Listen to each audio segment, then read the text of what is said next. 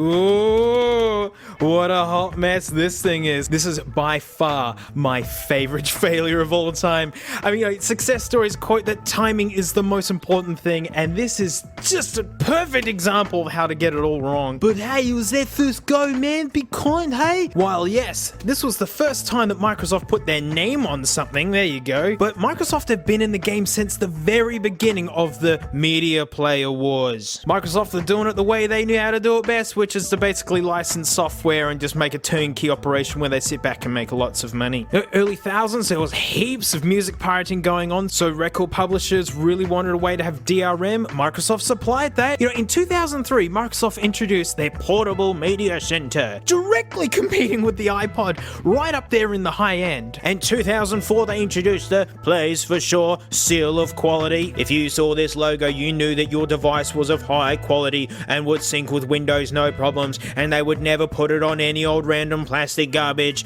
that people didn't want. Can you believe no one bought this? This is brand new. Look at that. It'll handle DRM, download and subscription stuff. So really, Microsoft had the most experience. They were making their own OSs, and they were basically working with the entire competition. And that's the thing, Microsoft wasn't the only competitor at the time of the iPod.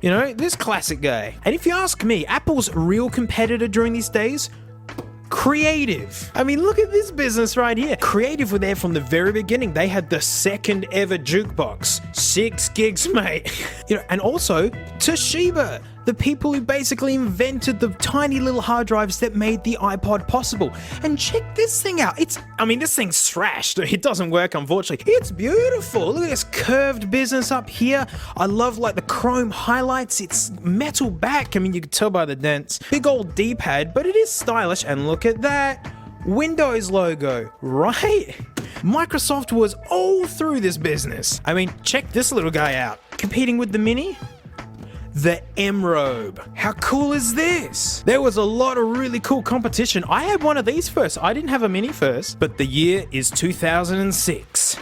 And we are delighted by the Zune. Literally a whole year after the 5th gen iPod came out, mind you.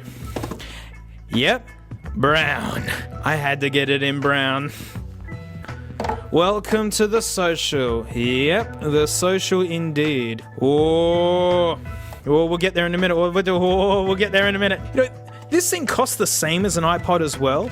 And the cable's actually really nice. I wonder where they got their inspiration for the connector style. Oh, the startup disc. Also, this in brown. Starter. Yeah, get used to that. I mean, this is a nice little guide. I mean, this is actually really nicely laid out. I like it. Ooh. Oh. That's a quality egg bag. I don't mind that. Ooh.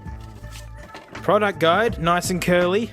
Oh, it's just jargon. Yep, this is a Microsoft product. Look at this. It's just words and words and words and words. Whoa! There it is, on this annoyingly short pull tab, which makes it really hard to get out and tears the box over time. There you go. Now, I was actually super excited to get this. I never had one of these. These had no traction here in Australia. They were literally 0 for sale at the time of making this video. None at all. None of my friends even knew what this was, but I knew what it was. And as a fully grown adult, to come in and actually have a try at one of these and see what it's like. And I absolutely hate this thing. Not because it's poorly made. It's actually really nice. Yeah, it's made of plastic all round. But I subscribe to AVE and he's taught me that not all plastics are equal. And even reviewers said it's really nice. It's got this texture to it that I really dig. It's not because it sounds bad, because it doesn't. It sounds good. Even the UI has aged amazingly. I mean, let's fire this puppy up. Oh yeah. Look at that glare. Yeah. This UI is super modern. It looks good. I don't even hate the color. I mean, dog poo brown and mushy peas green. If you're gonna arrive this late to the party and go up against the king, you might as well be a bit nuts. And so I'm all in on the brown, and apparently it was the most popular color. But the black looked pretty good, but the white looked really nice looking thing. I hate this thing because it's the laziest, most arrogant bum swipe of a product to be released by a gigantic and above all, massively wealthy company. It turns out Microsoft rushed the Zune. It's basically a modern AAA game. So I did go in open-minded. There's no Apple versus Microsoft versus anything going on. But the more research that I did, the more that I absolutely hated this thing. I mean, why all the hype in the first place? This is by far the most requested thing by people. It was the first true competitor to the iPod. What, mate? You just told us about these guys who do the exact same job, hey? These are all competitors to the iPod, right? Well, yeah, they make handheld devices, but you were buying into an ecosystem. iTunes accounted for 80% of all legal digital downloads. The success of the iPod was basically revolutionizing two industries at once. These guys depended on someone else for their software, and it was usually a bit buggy and a bit weird. Whereas Microsoft launched the Zune Marketplace along with this guy. And while I say that Creative was the true competitor to the iPod, this was classic battlegrounds, mate. Old Papa Steve versus Great Unky Ballmer. Gentlemen, Steve Ballmer!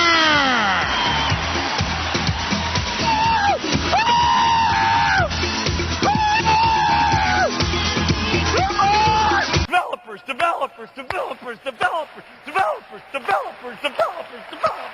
People wanted an iPod, a really nicely made thing, but without all the Appleness that went with it, with all the DRM and kind of locking in. So the biggest selling point was the massive screen. And the new Zune store didn't even have movies or videos in it. None of that. So like you couldn't even make use of it right out the gates. You know that DRM that we're pushing from years ago and they've been supporting since basically MP3 players were actually getting their traction? So you'd imagine that this would be fully compatible with everything that Microsoft's been doing up to that point. No. They've just wiped the slate clean and just started a new DRM basically, just for the Zune. Worse than that, the store, right? So if you want to get a song on iTunes, 99 cents and you got it. For these guys, you gotta buy like Microsoft points. Like, you gotta get $5 of it at a time. So if you want one song, you have to drop 5 coins in. And it was 79 points a song, which is like, it's meant to seem cheaper, but it works out to being the cost of 99 cents. It's just so shady. They basically turned buying music into buying animated decals for Rocket League. People were saying that album artwork from purchased stuff on the Zune store just didn't look good. It was like really low res on the display. Oh, and by the way, this guy can't do WAVs or lossless files. None of that business. Supports MP3, WMA, WMV, and JPEG, basically known as trash, and garbage. The first ever iPod could support WAVs. You know how you can use iPods as an external drive? Not the Zune. My iPod Shuffle could do that! I use this for homework! And they basically turned their backs on all the companies that took on their software over the years. You know, imagine if the Zune was fully compatible, it would give these guys a little more purchase, because the stuff you buy on this might be able to be compatible on this, because look, there's the Windows logo right there, but no.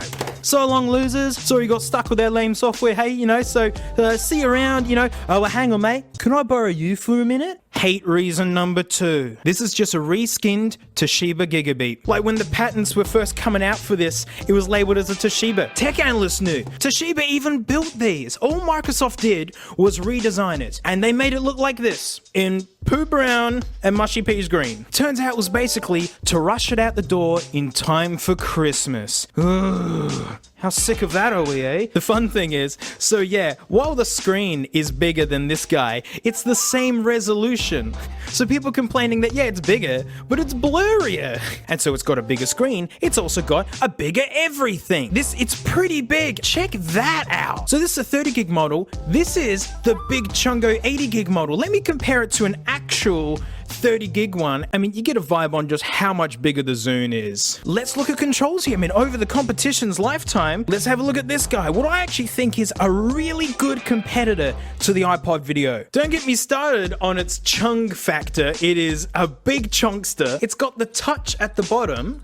You just touch to go into things. And this is like left and right as well. It's got a context button. These buttons are way too mushy for how light and nice this middle one is. I really do think this is a genuine competitor to the iPod. Yeah. And the awesome M-Robe, and it's all just touch. I mean, it's just plastic, but it's super cool how it looks. Oh, so beauty. All right, let's have a look at the Zune then. Blow me away, ominous Zune circle. Well, here's the worst bit. Clear out, weirdos. It's just a D-pad. Yep. You just doink, doink, doink, doink, doink, doink. That's it. It's just a D-pad. Because of course it is. It's a knockoff of this. You know, friends that I give this to go like this. because I think it's going to do something like that. Even reviewers at the time thought that how could you be so empty-minded to do something like that in an age where the iPod's reigned as king forever? This is a second gen one, the thickest iPod they ever made. It has a touch thing. I mean, this actually looks stylish with the D-pad and the center button, like you know what you're getting in for. And then you would see it in a store and go, cool, I don't want that because it's got a lousy D-pad for navigation on it. Instead with this, you're like, ooh, what could it be? It's a D-pad. So what was Microsoft's handling of people just going like, so you've just taken a gigabit, you know, it's a thing? Well, they said, well, yeah, we'll make a better one next time, and we're gonna like do all the work ourselves, and you're gonna be like, whoa, I love Microsoft. We'll get to that in a minute. The Zune still has one more trick up its sleeve. What does that look like above the battery? It's got Wi-Fi. Suck that iPod, mate, you can't touch this. Collectibles. So you could browse the internet on it. No, you can't.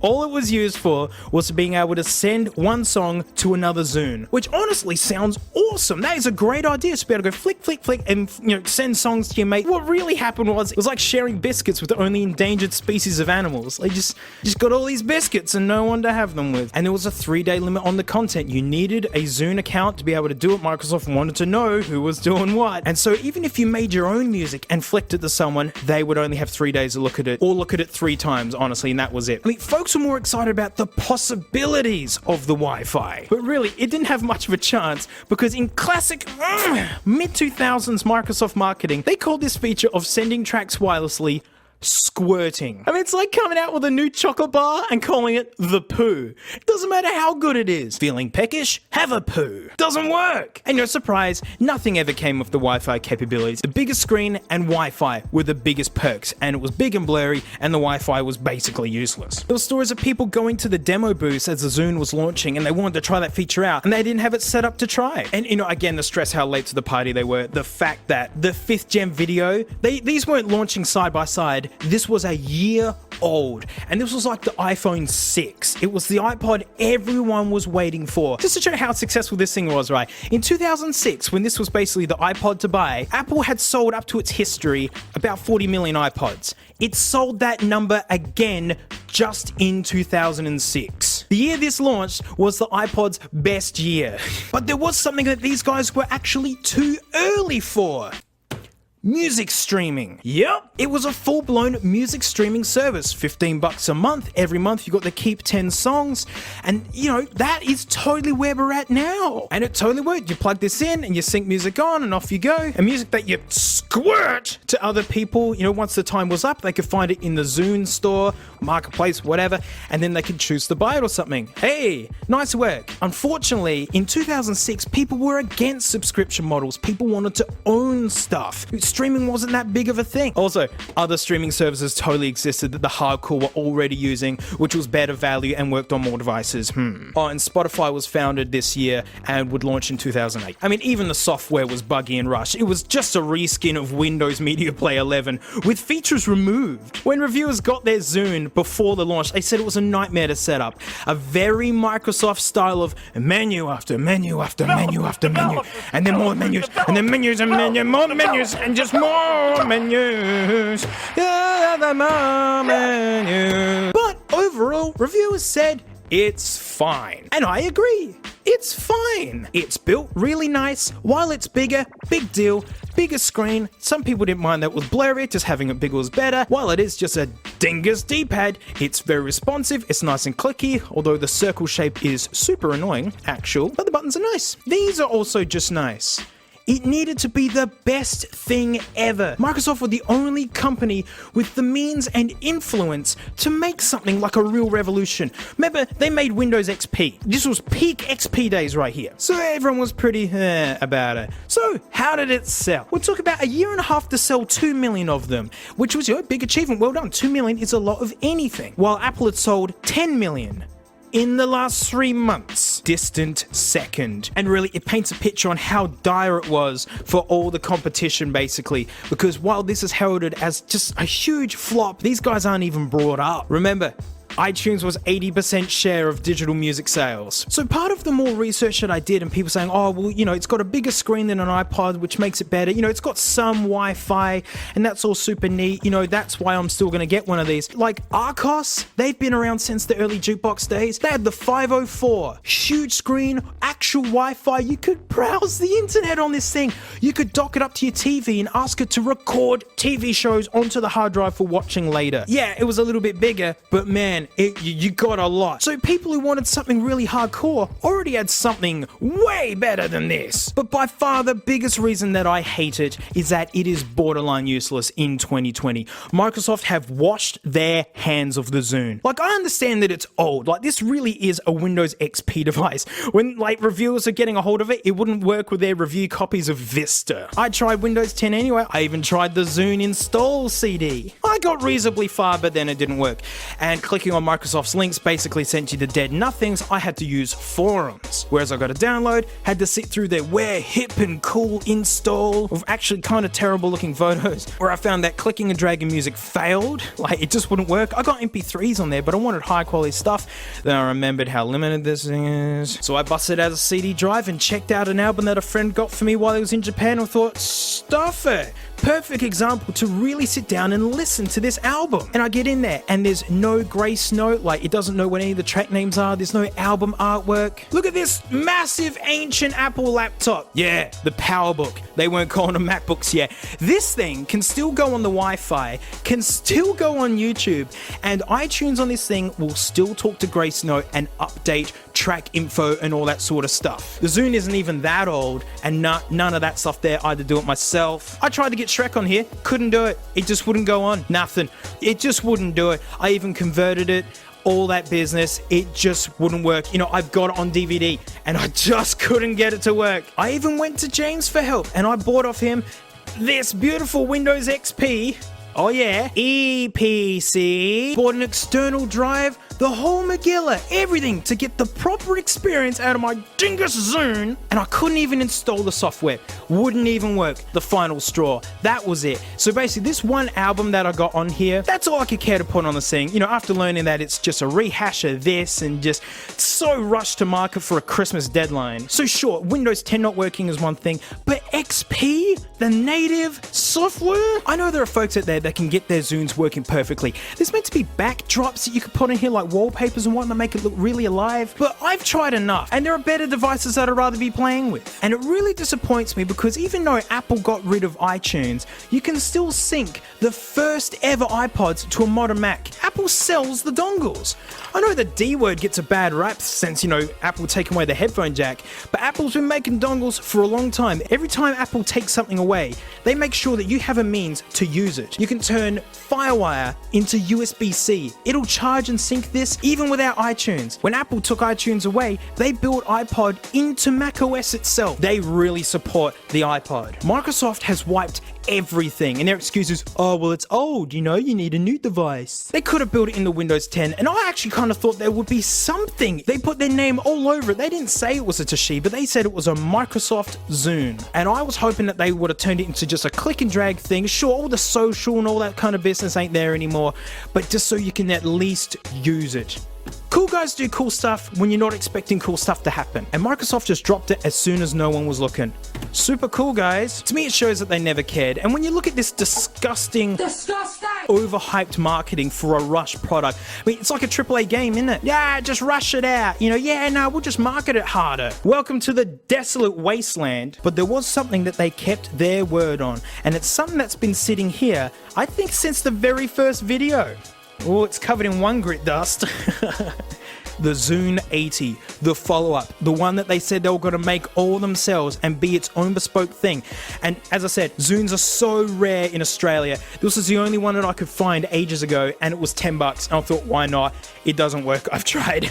It is beautiful. This metal back, a little antenna port there. I dig it.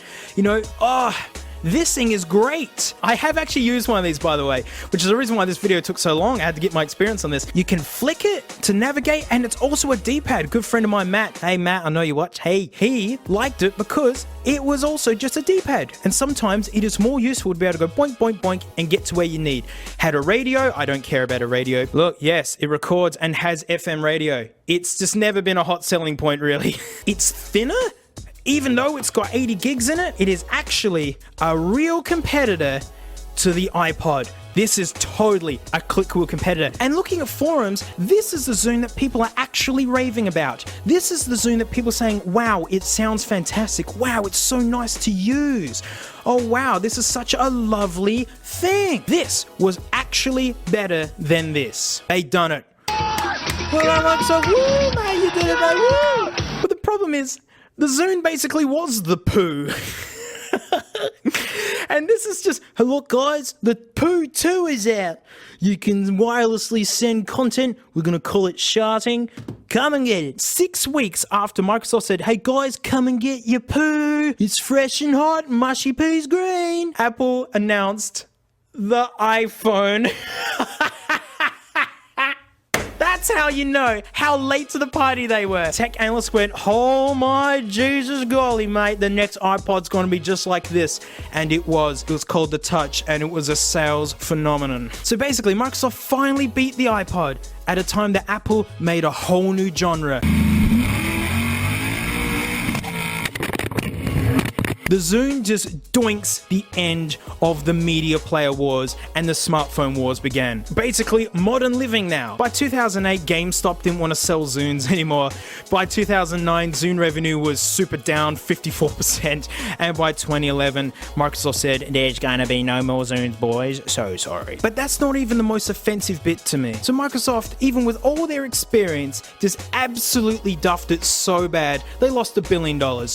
They lost a lot of money. But while we look at Apple as a titan today, when they came out with the original iPod with that freaking font on it, Apple were bankrupt in the 90s and they were bailed out by Microsoft of all things. True story. And when Apple announced the iPod, they were wet from the gutters and literally fighting out of the muck. At the time that Microsoft was bringing this out and that Apple was making crazy money with this guy, right? Microsoft was earning 2 times the money than Apple. They had the whole business subscription model going. They were rolling in money with their piles of experience. They literally said, oh yeah, well, we're just going to rush it out and don't worry guys, we'll make it better later.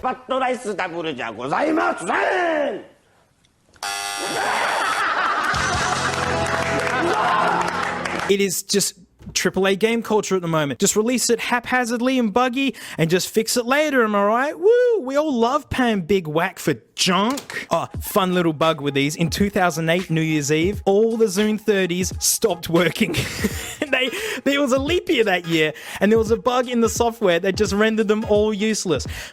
What's a time where you'd actually like to be listening to lots of music with your friends showing off something you may have gotten for Christmas? Well, tough Beckies, you can't use your Zune this New Year's Eve. And the fix was to wait till the next day and do a whole dance and whatever to get your Zune going again. Woo, fun. And to show you how much of the gigabit this was, it bricked these as well. So this isn't a really good representation of its capabilities. Putting wallpapers in here and showing off the video and talking about the audio quality, it was completely hampered by Microsoft's handling of their old devices. Have fun with 360s and Xbox Ones one day. So to sum this guy up, the biggest, richest tech company with by far the most experience in the field and influence in the computer scene abandons everyone they suck it into their junk media OS to wind up using someone else's design that wasn't even selling well, by the way, due to wanting to rush it out by Christmas, whose only hot selling features were totally gimped to put a store together that was poorly stocked with content at a time that no one was asking for something like this, only to add their own DRM, an arrogant point system for buying music, stupid Microsoft fun bucks with less supported music formats, and then to throw it all away like it all had never happened, abandoning anyone who actually thought Microsoft were gonna do something cool. squirting! But its OS style would live on to inspire such future big hits from Microsoft such as Windows Mobile and Windows 8. A rich legacy of failure. I mean, it really has aged like a fine milk. And it makes me flinch to see this OS design because I was a Windows guy right up until Windows 8. Xboxes, XP, Vista, Windows 7. It was Windows 8 that pushed me away, and I've been Mac and never went back. I mean, hey, once you open Chrome, you're home, right? If all you do is web browsing, it's open Chrome, you're home. Hoo-wee! Well, I've certainly enjoyed my time with the Pooh, and while we say no thanks to Microsoft, I say big thanks to you. Big thanks for watching. Amazing if you made it this far into the video. Huge thanks to my patrons, $1 a month. I've got extra vids. And mate, this time we're gonna look at the Pooh Nano. I mean, this will get its own full vid, don't worry, but I don't even know if this thing works. People saying that nearly none of these work, and eBay's just riddled with broken ones. Yes, I had to ship this from the States because, Australia and, the Zune failed. You'll see this in a main vid, but if you want to see this right now, head into Patreon. The vid's already up there. So big thanks, everyone, and I'll see you all next time.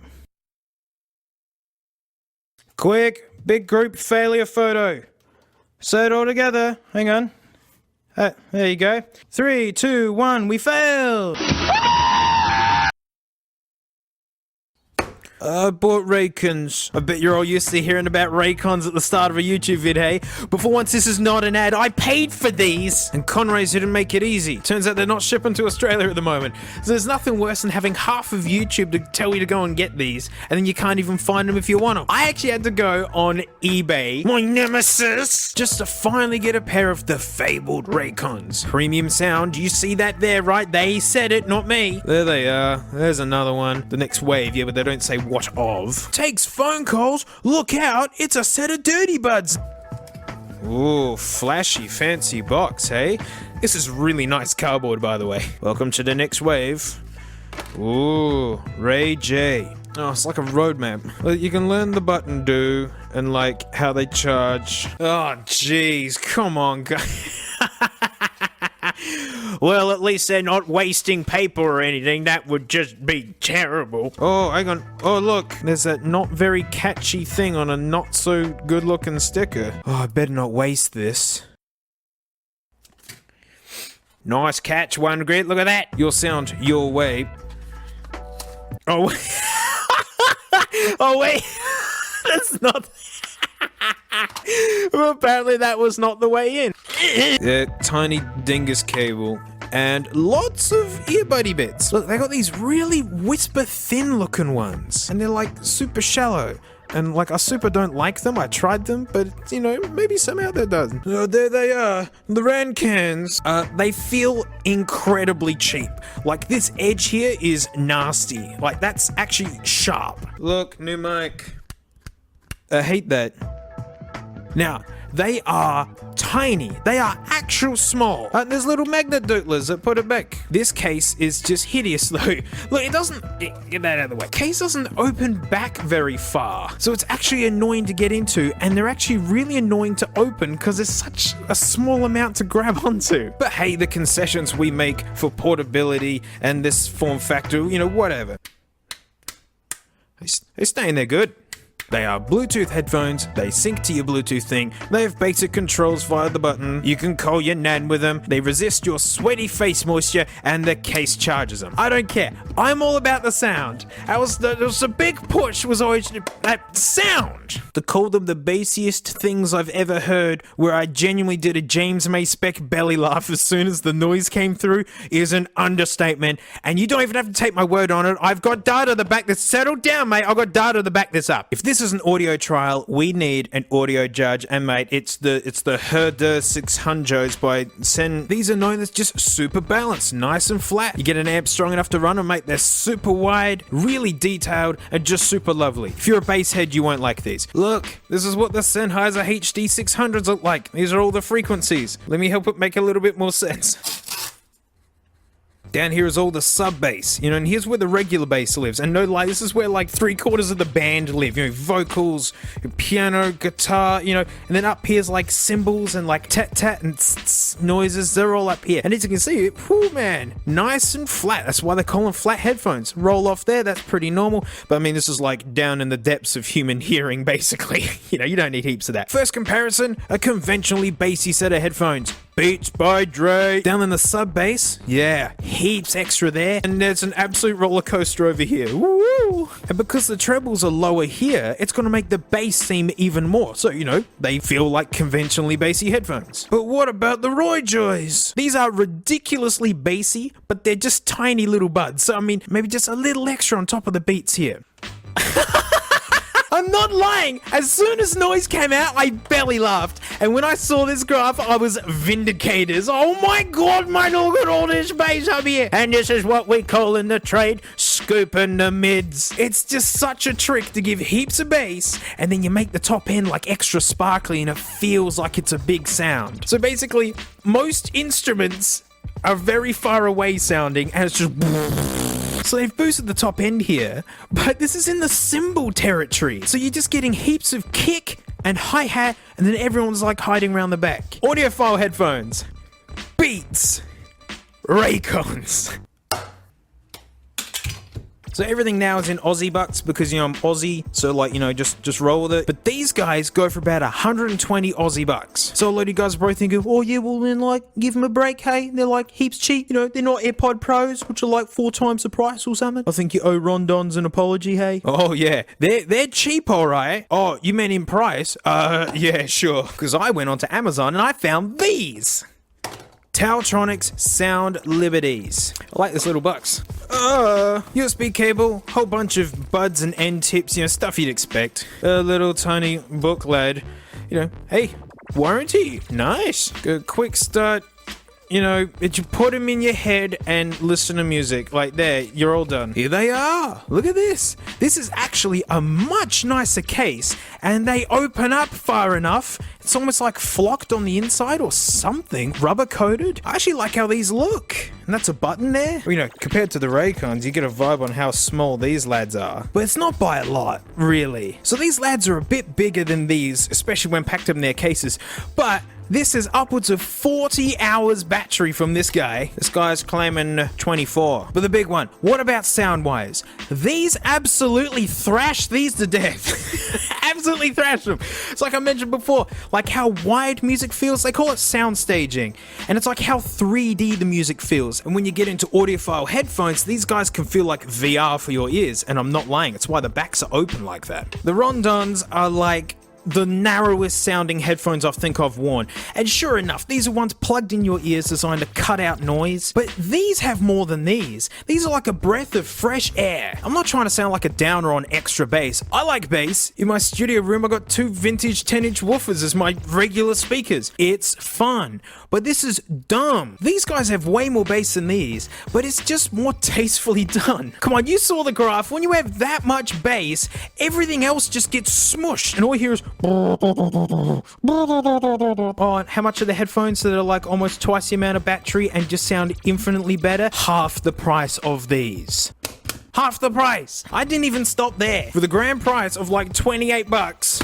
KZs. People been asking me to grab some KZs, and so I went out and did it that way. For a really cheap look. I love this look, like this artwork, and for cheap box, that, I don't know, that's really nice. Got a little tab on it. How cool these look. I can't believe these are budget headphones. So yes, these are cabled headphones. We're gonna go cheap, do it right. Extra earbuds, you know, basic stuff. This cable is actually super nice. Look at this cool braid. Replaceable cables. And yep, you can call your nana and use Siri. Boah, it's got this ear dootler business going on, so it goes around your ears. So it's being just like my Shure 425s, only these have wire in them that kind of hold it in shape. These don't do that, but hey, still pretty neat. This cable's nicer than this cable, and these were like 400 bucks. Sure, but come on, like, you know, if we convert this to US bucks, we're talking 20 freedom bucks for these lads, right? They can't compete with the 120 Raycons. Well, here they are, ordered in price. Let's order them by sound. These are the worst. These smash these. I would happily wear these. You know what? I'm a fan. 20 something bucks for these headphones. I'm a fan. Yeah, it's extra bassy, but you know, you want that in portable headphones. You know, when you sit right at the back of the bus and you're sitting on top of the engine, basically, it's all you lose the bass. So extra bass in portable headphones, I'm all in on. No, Ray J, no! Well, we gotta compare them to the daddy, hey? The AirPod Pros, even though it's not fair because it's got active noise cancelling, you know, and these guys don't do that. Although noise cancelling wise, Raycons actually did pretty good. Not to say that these were bad. I mean, these are in their own league, really. But, hey, better than this. It's a shame the sound is worse. So here's the HD600s again, nice and flat. Here's the AirPod Pros. Look at that, they're pretty flat. And honestly, it's why I like them. I'm a content creator and I mix music. I'm using reference headphones all the time and these just feel like home. So I like them. All right, ladies and gentlemen, we're going to be playing a game that we play in front of the mirror every morning. Who's the most insecure? Ooh, AirPod Pros. That seems pretty confident. Like you wouldn't even know what they were. AirPod Pro, what's a AirPod? They were pretty confident that you were just going to want them anyway. They knew that they had something good going on. Yeah, they say a few things. They look awesome. A little bit of flex there. True Wireless, you know, selling it. A little bit of embossing.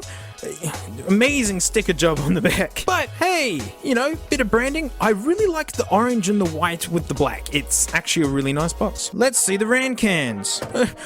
True Wireless, premium set. It's compact. Premium, you know, the battery and you know, charger. You know, call your nan. Like, no, really, call your nan. Like right now. Or you know, the next wave. The next wave. Huh, when I open up the AirPod Pros, I don't hear an annoying voice. I wonder if the Raycons are gonna say anything. You hear it go, Raycon, Raycon. I mean, imagine if everything did that. iPad. No, really, out of all of these, the Raycons are the cheapest and nastiest. This is just like this weird, slippery plastic. Even the $20 KZs actually feel really nice. On how's this? No AAC codec. So iPhones, yeah, it's not gonna sound as good. Oh, but look, they're the smallest though. So they're the best ones. It doesn't matter if they're like really expensive and don't sound that good and are made out of junk, but there's the smallest, look. Yeah, from a top-down view, but there's another factor to this. Thickness. Look, it's like a sausage link. Check out the AirPod Pros. I'm a millennial. I wear skinny jeans. Deal with it. These are the worst. So yes, the Tautronics are pretty thick, right? About the same thickness. But because it's a slightly bigger surface area, it doesn't jab into your leg as hard. These are the best in the pocket. You know, it's like someone pushing with their thumb or pushing with their whole hand using the same pressure. The concentrated one's gonna be more annoying, and I hated having them in my pocket. And there's one more fatal flaw. I mean, yeah, look, lightning connector, super annoying. Apple, like, you know, you're not gonna do USB-C, right? Raycons, yeah. Micro USB, how contemporary 2012 go you? The half the price, bigger battery, better quality ones. USB-C. Yeah, that's right, you give up. Tautronics even know that you probably don't have a USB-C computer, so they give you a good cable like, oh, guys. And you know, with the extra tips, which are now everywhere, look, they got inner ear parts and such. I really do rate these, by the way. All right, let's get these out of here. These are in a different league. I'm going to put them there. So if you want to pay twice the price for worse sound in a cheaper, nastier case with half the battery and no USB-C, you might get the Ray-Days. I mean, all the money has just gone into the hype. Ooh, fancy cardboard, like big deal. This junk hits the bin so quick, and the actual thing that you bought is the worst bit. Like, the box has more engineering prowess than the actual product. Ooh, so laid out and careful. You know, and they got all this money to sponsor like half of YouTube to tell you to go get them. Yuck. I wonder what's inside one of them. I wonder what's in them. Mighty Mr. Anvil, come here. Can you believe that's what we look like on the inside? The little battery's cute, actually. I have no feelings for these. Actually, what's inside of here? Let me in. There you go. This is a cheap little doodler. Nothing special. I know it seems wasteful, but I mean, I really do stand by that these feel like $20 headphones with $100 markup on them. I mean, seeing what other companies are doing, these guys aren't blowing all their money on marketing, so they just make you something you actually want. And I'm sorry if you wanted to hear something good about them, but I really do hate these things. Just being told to buy them again and again and again and again, and then I wasn't allowed to. The buds are nice and small, but it's not worth it. There's more to music than just the bass. Like, all the instruments live here. It's all down there. Get out of the way. So yeah, my recommendation, get the Tautronics. I genuinely like these, and I might actually start using them for a bit. They got their extra bass, which is fun. I'm with you guys, it's fun. But I don't have to tell you to buy these, because I picked these out because these were Amazon's top selling. All you guys are getting these. You guys have got great tastes. These are apparently hard to find. Let's hope they stay that way. And if you own Raycons, I don't want people to feel bad for owning headphones or anything. It's not that big of a deal. But just know that music gets way better from here. When these wear out, grab a set of these and go, oh, amazing. So this was just a fun extra vid this week. These landed on my lap and I've been running them, and I just had to tell you all about them. Each speaks for itself. So thanks for checking out, and I'll see you all next time. Normal, non-weird looking headphones. Like dogs, there are many breeds of headphones. The cats are much harder. But in layman's terms, you got ones that go in your ears and ones that go on or over them. Well, I've seen those culturally questionable taco adverts. Why not have both? Just like this. Look, it's done. I bet you've seen a lot of ads for these. Neurophones. These are Aussie too, born in Melbourne. That's where my brother and his wife live. Hey, Mole and Beardy. They start off as a Kickstarter and they look absolutely mental. I don't get excited about packaging anymore after, the Beats by Dre, where it's a nice unboxing experience, but with average products inside. But the box for this is excellent. I have already removed them because secrets. But I mean, it's like what? Die cut foam. It's nice. It's really well packed. But who cares about the box? Let's see those cans.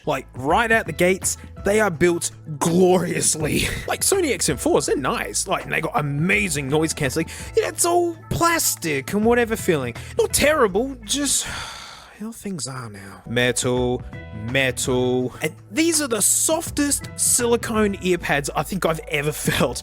If leather is high tier for natural materials, then this right here is high tier for man-made materials. So the whole vibe with these and why folks are really interested is that we all hear music differently. I mean, it's why studios have crazy shapes all around the place. It's to direct the sound around. All of our ears have different shapes inside, so that means we hear stuff differently. We'd all like to have headphones that have a balanced sound, where you can hear the low stuff and the high stuff. So these are meant to map your ears and tune your music just for you. Legit, you gotta learn how to fit them. These go right in your ears, and they have to seal.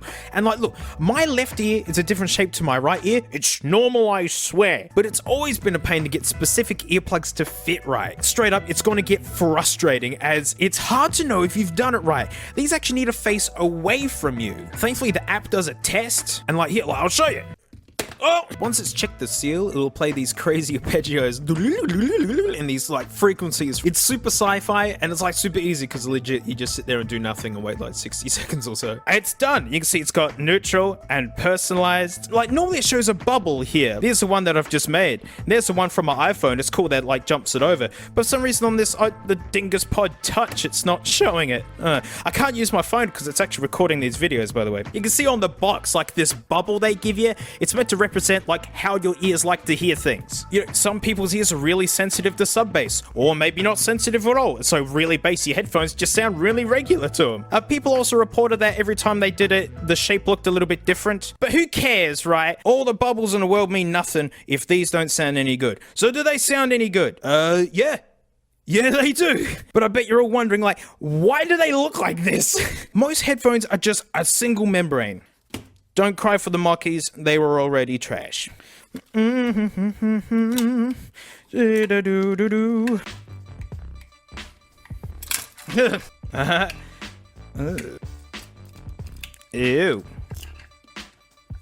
There you go. That's what most headphones have in them. It's just a single piece of plastic with a coil wound around it and a magnet. Look, I can prove it. Oh, what? Damn you, Mockies, you're making me look like a liar now. I mean, it's pretty amazing, really. Even really high-end headphones, just a single membrane. And the way it works is the low notes do like really big movements, and then it does all the high notes in between the low notes. It's nuts. But that's why super bassy headphones can sound like really muffling. The top end gets all lame because, you know, it's shaking around like this.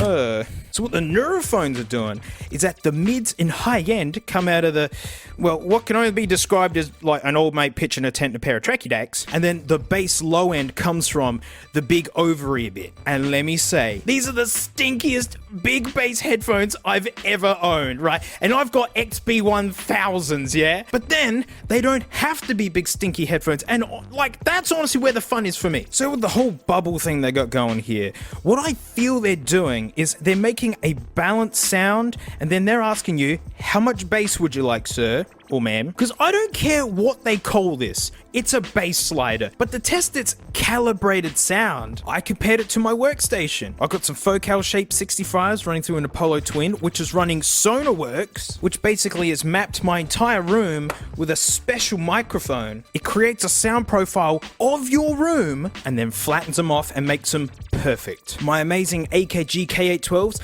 they're just a preset in there. Boom! Flat. I was jumping between the Neuras and the 812s, and I was still liking this. But honestly, the main event, right? The bass slider. It's hilarious. Because, I mean, like, the top end is being handled by these little dingus things. You crank that slider all the way until literally, yes, they shake on your head. That's the vibe they're going for, is that they...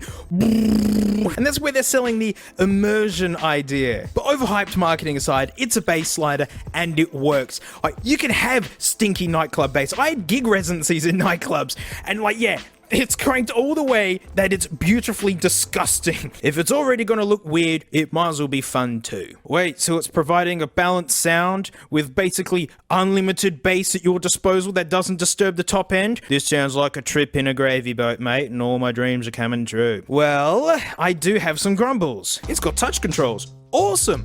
These are buttons. The app lets you do insane amounts of stuff with it. Well, it looks like the trip on the gravy boat's still cruising. My issue is every part of the button is the button. You can't touch anything, not even the very side like this. Bonk, you've paused your music.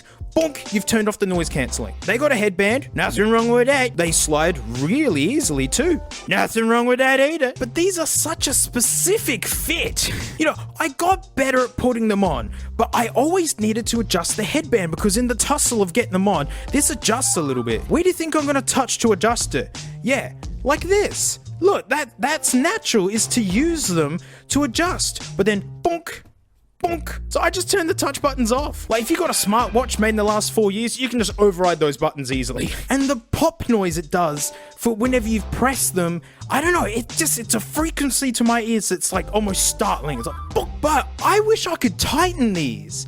As I said, they're a really, really specific fit, and like, what I'd like to do is get them so they fit perfect, get it all adjusted, and then go, and so every time I take them off and put them on, it's the same. It's the thing that keeps changing, and it really affects how they fit. I don't know why they've got such simple adjustment. I mean, these aren't for sharing, like, they're like butt plugs for your ears.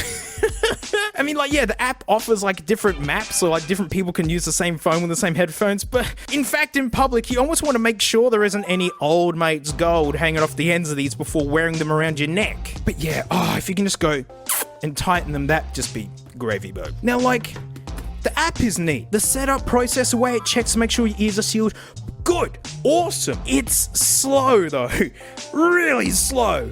I mean, yes, I was playing around with it quite a bit, you know, because every song I wanted to play with that bass slider, and Noise's tentacles at max whack bass settings, funny. Super fun. But like jumping in between Tidal and Neura app, it would keep needing to connect to the servers. It could take like 15 seconds, or literally in the case of 2 times filming this, lock up completely. The bass slider it's just stepped. I really hoped it'd be infinite, you know what I mean? So in the app, after doing the crazy ear rave as it measures your ears, it'll play some music, but it's not personalized yet. When you flip that switch, and then it's like, Whoa. But the non-personalized sound is awful, like really poor. I mean, it doesn't matter because the whole point of these is that you get the sound that's tailored just for you. The personalized sound, that's why you bought them. Like, I'm not accusing, but I wouldn't be the first to say it feels a little bit put on. Like they knew no one would use the unpersonalized sound. So it's been gimped a little bit to make it seem more impressive. You know, for a lot of people, these are going to be their main headphones. They won't have piles to check against. Because yeah, in the neutral setting, I wouldn't wear these at all. But I only say that because the personalized sound is good. It's good. Unpersonalized is terrible. Proprietary port. They give you all the cables you need, but it's just a little bit out of date, isn't it? I mean, the Neuras are about 3 years old now. I mean, their founding was back in 2015, and back then to see something like this was not uncommon. But in near 2021, and we're begging for 2020 to end, you know, it's just a bit annoying today. And I thought these would be outstanding for wind noise, like, because it's 2 layers of protection here, and they are. But just not when turned on. There must be some microphone magic going on or something, because when they're on and working, there's wind noise, but when they're completely turned off, there isn't. Like, strange. I mean, it's not awful, it's just like any other headphones, but I was hoping for better, I guess. You can wear them with glasses, but the silicone tends to grip them a bit, and snacking is agony. I mean, eat chips while blocking your ears, and like, you'll know, and you're all looking same because you're all trying now. Everyone's just wincing with mouthfuls of snacks with their ears blocked. And annoyingly at times, the app just ignored my touch button settings, which is turn them off, please. So I'll be putting them on and like practicing how to fit them, and boop, boop, boop, boop. All I've got is Christopher Cross's all right, pausing and unpausing. In audiophile land, there's something called Soundstage, which is how wide and 3D the music feels. My go-to sit down, quiet room listening cans like LCD2s. Like, it's like the music's all around you. The downside to in-ears, and even amazing ones, is that yeah, they don't tend to be particularly wide because, you know, they're right in your head. It's hard to make that out-of-body feeling when they're literally playing from inside of you. I mean, you know, they're not bad. It's just conventional close-back vibe. They are pretty heavy, but I like it. I like the heavy. It's balanced because all of it is metal. Some folks said that they're hard to wear for a really long time, but then some people didn't mind them at all. And my friend Jack said that these look like something that needs milking. But notice, none of my complaints are about the sound. And just on the sound merits, well, how do they stack up? You know, Sony's brand new XM4s and my darling AKG K845s. These are from 2013 and still the one to beat. They smashed the Sonys. Oh, they smashed the Sonys. But I mean, these are cheaper, lighter, more comfortable. You know, there's no old mate special going on in here. The noise cancelling is better. It comes with a hard case. But sound-wise, give me them Neuras, mate. The top end is better. The top end's great. And then just with the bottomless pit of stinky bass. It's bottomless, guys. They really do shake on your head. But what about the AKGs? Because, I mean, I preferred these over the Sonys as well. I mean, they don't have any noise cancelling. They're old. I'd hate to take these on walks, whereas the Sonys are lovely. And, it's hard. The AKGs still go really low in a classy, effortless way, and they are way wider feeling with like more detail. But the Neuras are really fun though. Like, they feel like they sit on the same shelf. This guy does this, but this guy does this. Like sitting around in a quiet house on a couch, I'm gonna put the AKGs on. They're just way more open feeling while being closed back wireless. But out and about, give me the Neuras, man. These are awful outside. No noise cancelling, wind goes. And just a quick doot about the noise cancelling with the Neurophones. It didn't have it when launched, and they got it working with an update. Boom. Every Neurophone now has noise cancelling, and it's like it's conventionally good. That's amazing. They aren't cheap, but trying to add value, mate. Neuro looking where the market is. They sell a gaming headset. It means like, yeah, you can just wire them straight into your computer. I think this is clever because, you know, this money you're looking at Astro A50s, really nice gaming headset, and just really nice headphones in general. And so for a lot of people, it's hard to juggle. Do I get headphones or a headset? Again, why not have 3 things? Proprietary, but it's a really nice fit. Look at that. It's like a Lego block. But as a point of comparison, mate, we got to take a listen to all the microphones that come in these naturally, because, yeah, you can make phone calls with any of these. Twice one time, me and Kev were out doing burnouts. Kev was like, mate, you got to bust Mum's Corolla. My mate Dora, man, we're all going to bust Mum's Corolla. And then we busted Mum's Corolla. So, like, Mum's Corolla's all busted up, right? But it's worse because all the shopping's in the back still with, like, nowhere near home. And, like, Mum's in the back, too. Like, she was livid. I'm pretty sure she was yelling the whole time, but Ugly was... So, like, Dad's come and picked us up in the VC Commodore, which is pretty sweet when you bust this bird out. But, like, I haven't told him we didn't get any of the shopping out of the boot yet. But it's like, we're another half hour away from home anyway. I'll tell Dad when we get home. So, like, I told Dad about the shopping, and he was pretty mad because he banned me from food. And it was for 9 months as well. 9 months, no food. Well, I mean, to be honest, like, he only said that after I accidentally broke the glove box lid on the VC Commodore, get my sunnies out.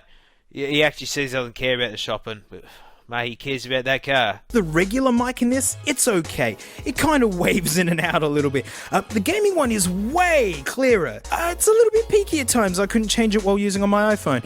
But still, a massive improvement if you want to use them for games and, Zoom meetings as well. It comes with this secure clip to, like, hold this in place, but, like, legit, the fit on this is so good, I never bothered, and I lost it as well, just because I just didn't use it. And, like, I don't know about you, silicone ear cups being dragged across my face, and not to mention they're butt plugs for your ears, right? I'd rather this get pulled out in the event of something snagging the cable than having these pulled off of my face sideways. I don't want that. That sounds awful. Now, usually I use the ears, like the freakish ears on a stand, but the problem is I couldn't get these to fit in there. And so, yeah, I couldn't do it. I'm so sorry. This is not proper. I need the $10,000 rigs. And yes, I do want to get those at some point. But anyways, it's tuned to your ears anyway. So it doesn't matter. It's going to sound however it does for you. So with the good and the bad, do I recommend them? Yeah, I do. I'm here holding these beautifully made things. They have a sound to them that I put up there with my AKs, and yet they're a startup Australian company. And I say that in build quality too. This is up there with the AKGs. And I feel not only do they deliver a unique experience, it's the stinkiest bass in town.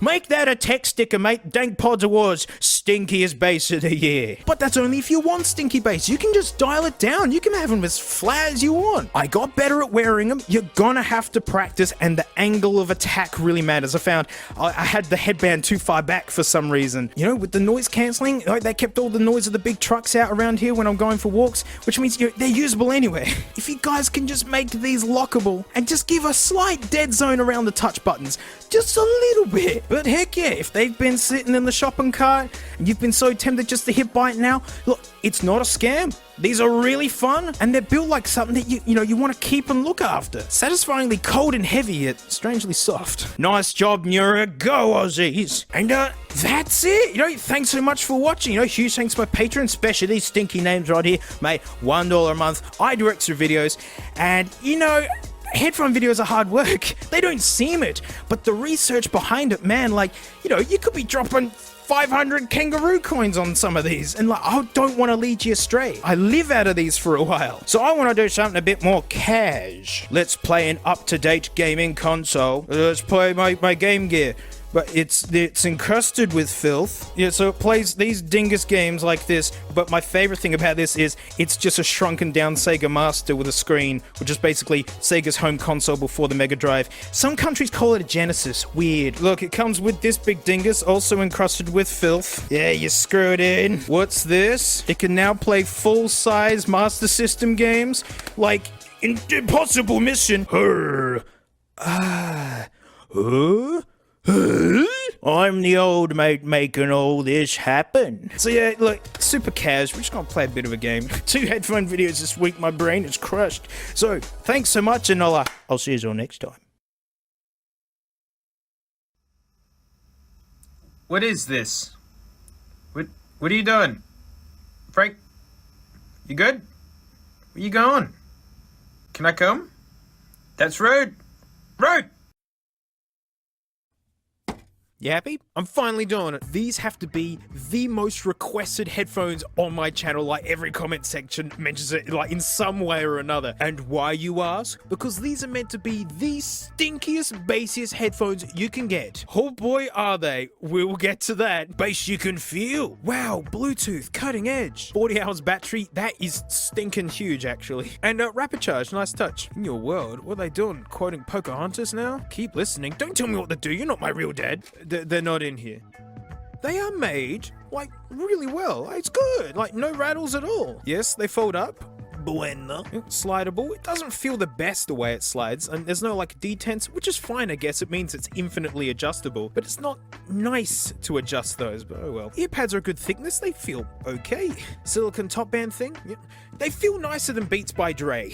Let me put that much. Oh, beautiful, simple controls.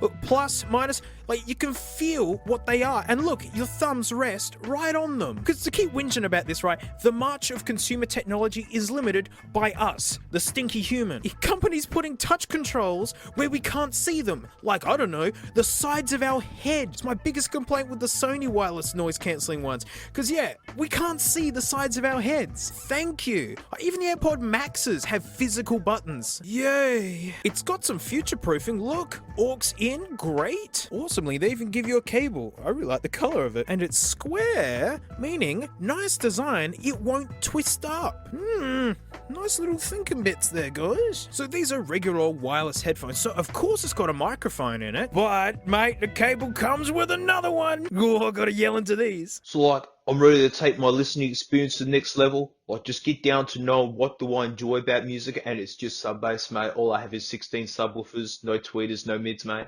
And like, basically, all the neighbours hate me now because all they hear is Jersey Shore through subwoofers. Or but like, I'm pretty sure that's how Wales enjoy it, mate. So like, I've been banned from a neighbourhood hate because like people are sick of hearing S Club 7 and Jersey Shore through 16 subwoofers at like 300 decibels.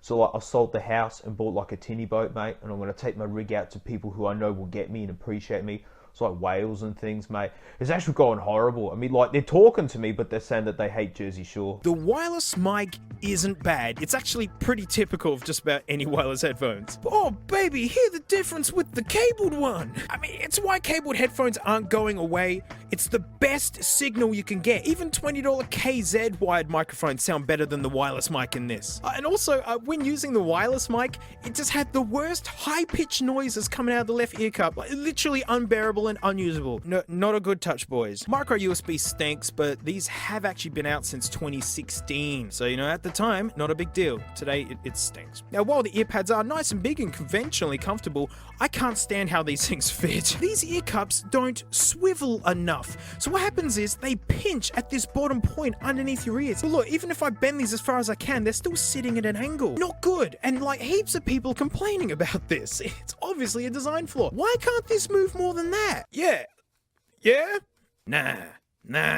Alright, it's time to talk sound. We need to get out the referee. Of course, it's the Herder 600s by old mate Senny Sen. Now, I always got to show this graph because, hey, I don't know if this is the first video you're watching of mine to do with headphones. Look, it's a frequency response graph. This, you know, is like the sound of the headphones. Broad strokes kind of thing. The higher the line, the louder that bit of the music is. So way down here is the super sub bass, then regular bass, and here's the mids, where I'm not kidding, it's like 80% of the band lives, like guitars, singers, trumpets, and more trumpets. And then up the top, so pet, tit, tit noises, cymbals, and reverb and ambience kind of stuff. Now, ideally, you want this to be a flat line, meaning that, you know, whatever the artist put out the music, you know, it's at the same volume as that. And of course, I brought the freakish ears on a stand. So go on, mate, let's take a listen.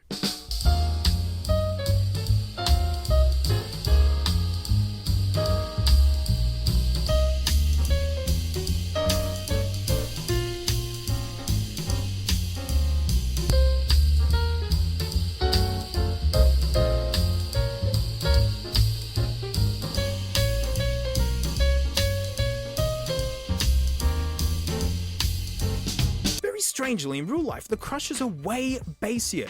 Like that graph down below, you know, thanks to Arting's awesome headphone review site, that's what I hear in real life, but in these recordings almost sounds close. Maybe the ears are upset, they are cheap. And since we're talking about bass now, mate, I can talk about this guy. He's literally a bass slider. You want more bass? You just go like that. You could dial it in, you know? And I'm sure you were very unimpressed with that last recording going, oh mate, where's my stinky bass? You promised me a stench that's unbelievable. Well, these literally have haptic motors in them. Like, they literally shake on your greasy face. And so, like, literally a warning for the sound coming up that you're gonna hear. So that recording was the bass all the way down, right? This recording is gonna be all the way up. And since these actually shake around, they're vibrating on a sensitive microphone. I'm telling you, I actually think that you could ruin speakers with the noise it's gonna make. I'm not gonna touch the volume. You need to experience. Just play it.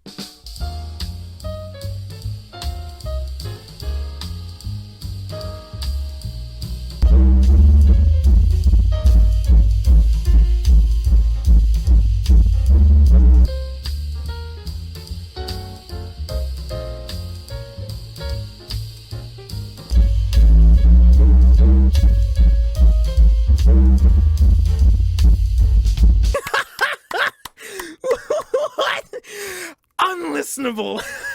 Now, I gotta say, it doesn't sound like that in real life. No joke, it sounds like a cheap subwoofer in the back of a VN Commodore. It's a bit dirty and nasty, but it's actually really, really fun. Here's another test where I pick a bassy song, it's Scarlet Fire, go figure, and I play with the bass slider a bit. Have a listen.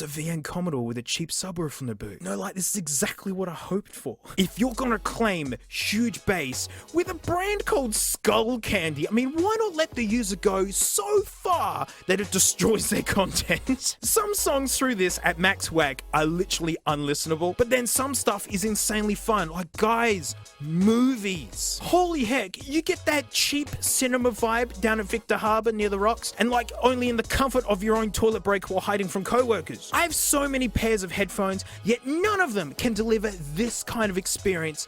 It's freaking hilarious. Like, they literally shake. When I tap them, you can hear like boom, those engines inside like vibrating. And look, bass in music is like sugar in food. You can build up a tolerance to it. It's like, as I said, most music lives in the mids.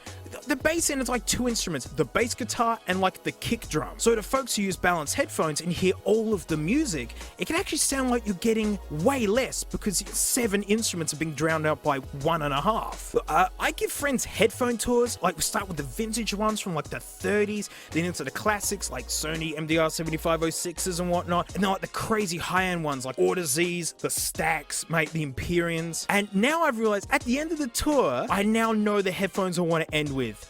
These. If this was a food, it's just like an overly rich chocolate mousse or something. You know, if you have dessert before your mains, you blow your palate and spoil it. But if you have it at the end of a meal, it's something to remember. So after the tour, I go, mate, you up for some sugary dessert? Just crank that baby up right there. There's no noise cancelling, and they don't really cut out much noise passively. So in other words, they're terrible earmuffs, probably because they fit like crap. But if you look around, you can find these for like 100 US freedom bucks, $150 dues. That's conventionally cheap, all the while being built well. They get insanely good battery life, awesome simple controls, aux in, so they've got some future proofing. Like, it comes with the cable to use with extra mics. It comes with this egg bag, which is no lie like a kid's hoodie. It's like soft and lovely on the inside. And look at this, it's got pockets for your dongles and dinguses and whatnot. Even on their lowest setting, they're pretty dang bassy. But hey, come on, they're transparent about it on the box. They're meant to be insanely bassy headphones. It's what they're designed to do. And I'm a fan of all headphones. That's why I've got so many of them. I've discovered things in music thanks to my like $100 Grados that my $5,000 Empyreans didn't find. And look, if all headphones were balanced, they'd all sound the stinking same. Not every set of headphones needs to be balanced. In the same way that not every movie needs to be real. Mate, spaceships aren't real. Everything in this movie is fake. Of course it's fake. It's fun. Go watch a documentary then. These are fun. Look, if you want my tip for like a more balanced set of headphones with great bass that you can do professional content making with, Beyerdynamic DT770s. There's 32 ohm version, the 80 ohm version, and the massive stink 250 ohm version.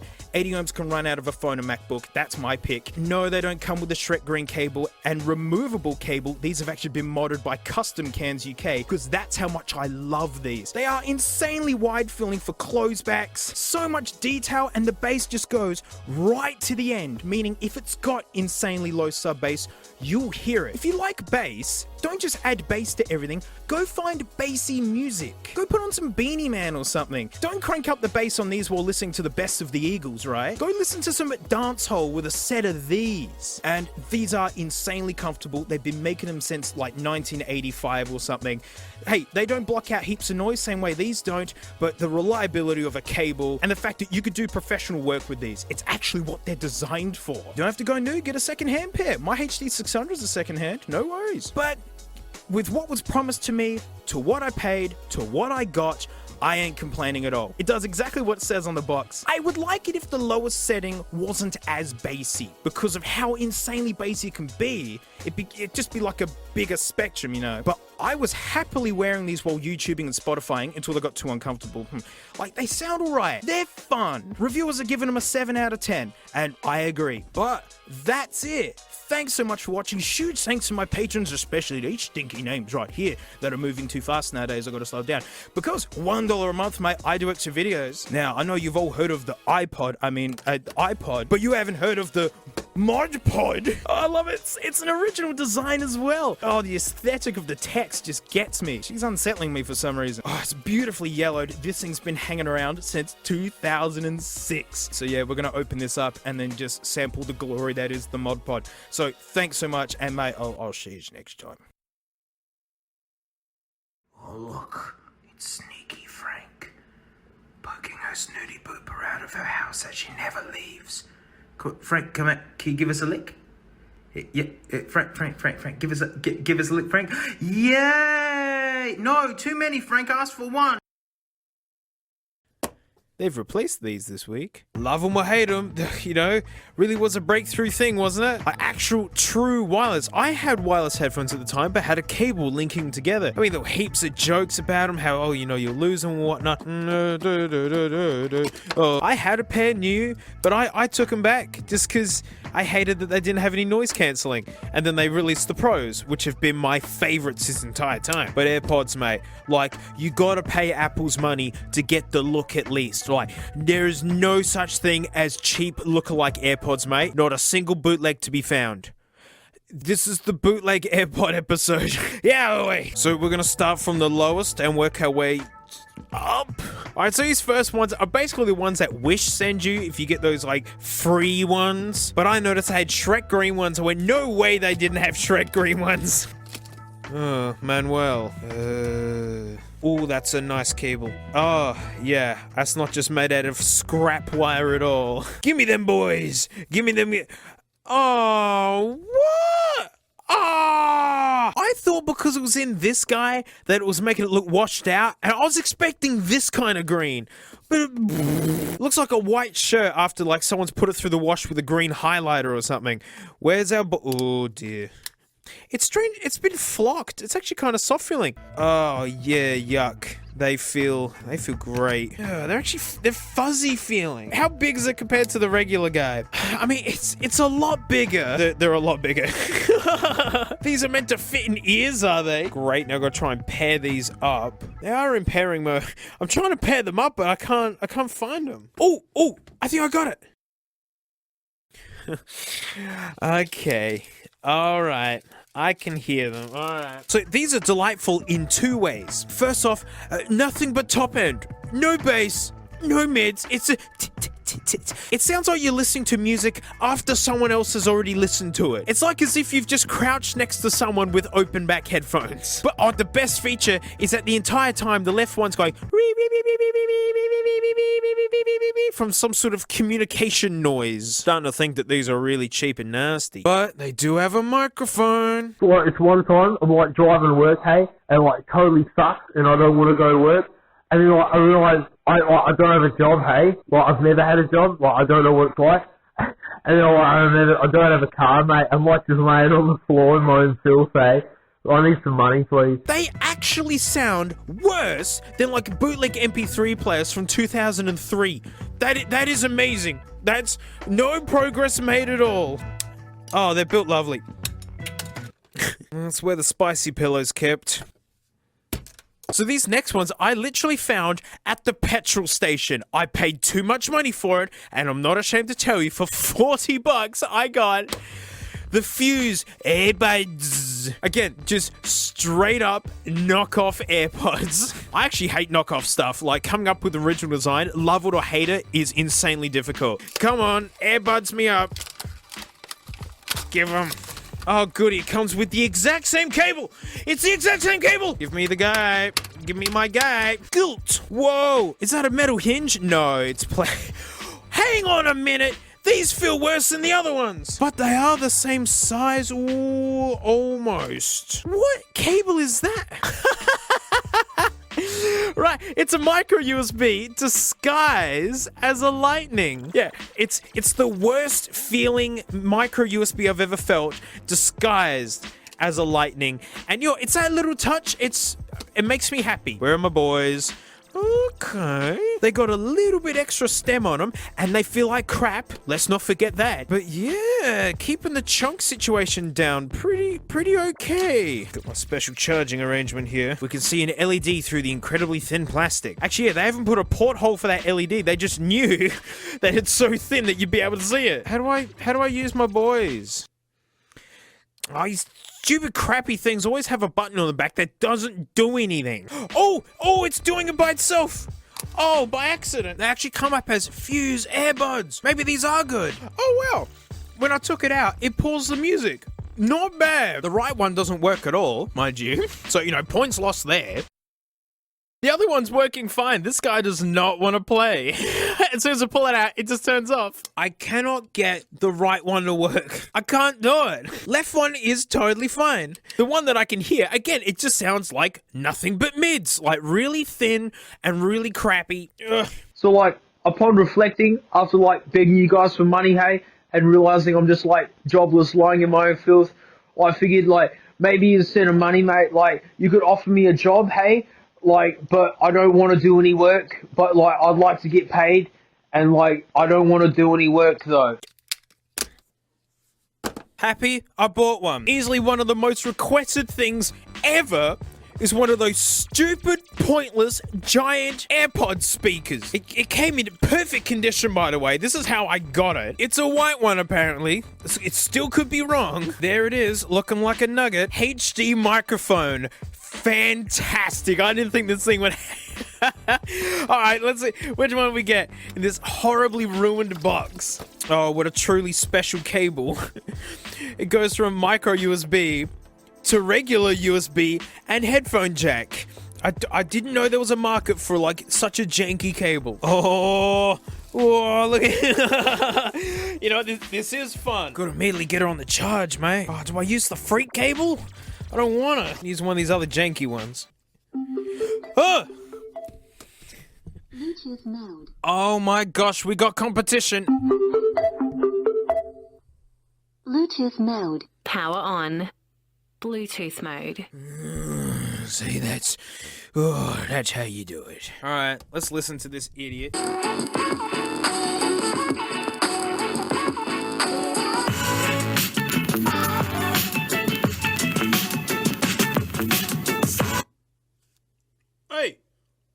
Hey, I didn't tell you to stop. Hey, what? Power off. You swine. Regardless, sounds like Frank poo. It is dreadful. I'd love to one grid it, but I like the aesthetic of a giant AirPod.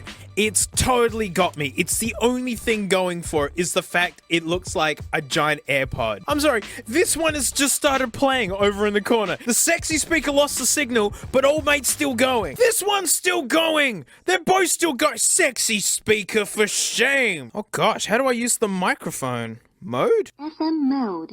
Oh no. I'm trying to record with it. And What's wrong with it? What? Oh no.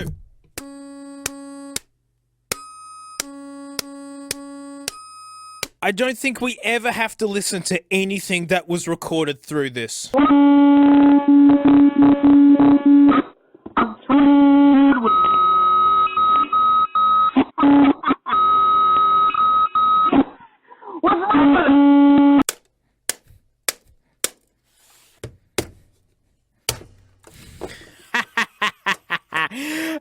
What a pile of junk. Couldn't resist the grit, was anchoring for it. Oh no, it's still on somehow. Oh no, things are, let's... Alright, so these last ones I've got for you, mate. Right, you could argue on paper that they have more features than the original boys. Because I'm pretty sure that your set of AirPods don't have a screen in it. You know, this is the guy that inspired this whole episode. When I saw this on the internet, I was like, no, they wouldn't have done that. I like the high quality JPEG they've slapped in there, like this stupid Nugget's can't have anything decent. Main secondary switching. Makes sense to me. 3 true battery display. Yes? Oh, and my favorite by far, and I'm so glad they put this on the box. The new version of the pop-up window pairing. Open the charging box to match the connection.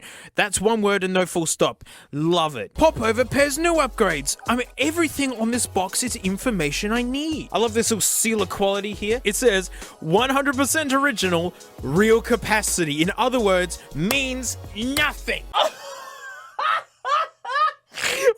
What? Patented products, counterfeiting is not allowed, you stupid. Can't throw the Nugget until we've seen it. I don't want to ruin it. Oh, I can't wait. The superior AirPods, the best ones in the world.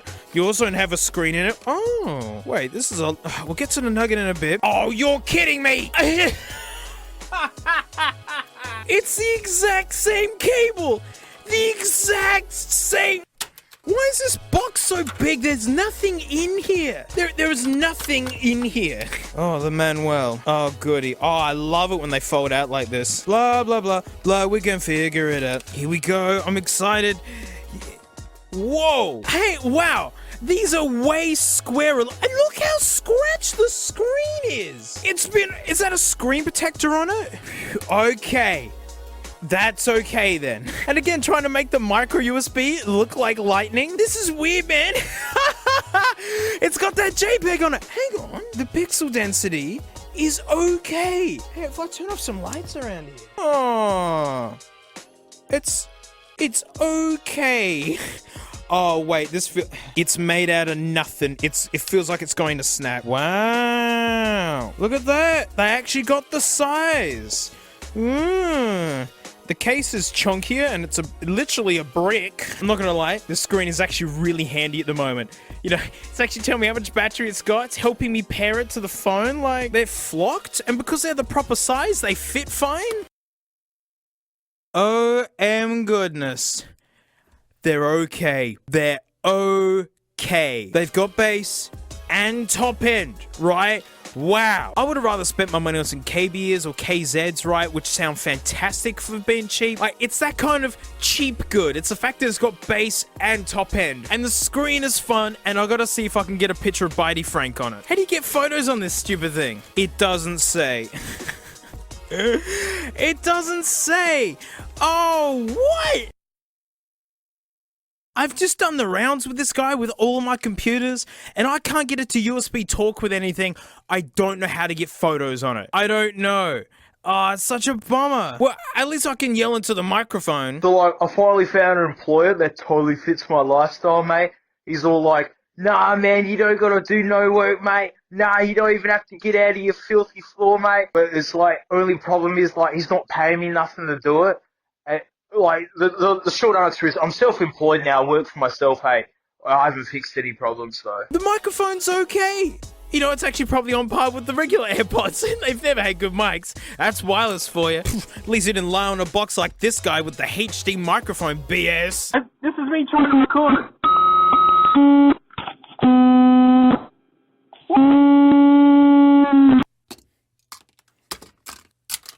Well, that's it. Thanks so much for watching. Huge thanks to my patrons, especially these stinky names right here, mate, because $1 a month, I direct to videos. I'm going to keep talking so the names can scroll for longer, because I do appreciate all you people. You make this hot mess come alive. So those are bootlegs of the AirPods. What about the AirPod Pros? Well, mate, big shame, actual. Lenovo, the Live Pods. Like, this is straight up knocking off.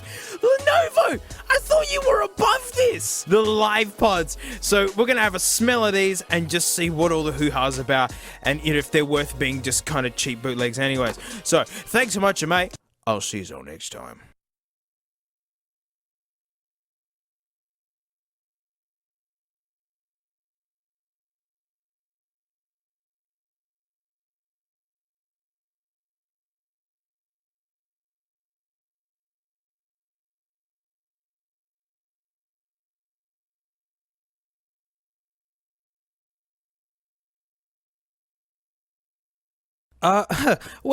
This isn't how I thought this video would turn out. Sadness, because right before they done oofed on me, these were the best wireless headphones I'd want. Oh, who's got the better noise cancelling, the XM4s or the Maxes? Well, it's the Maxes, I can prove it, because I have these freakish ears on a stand.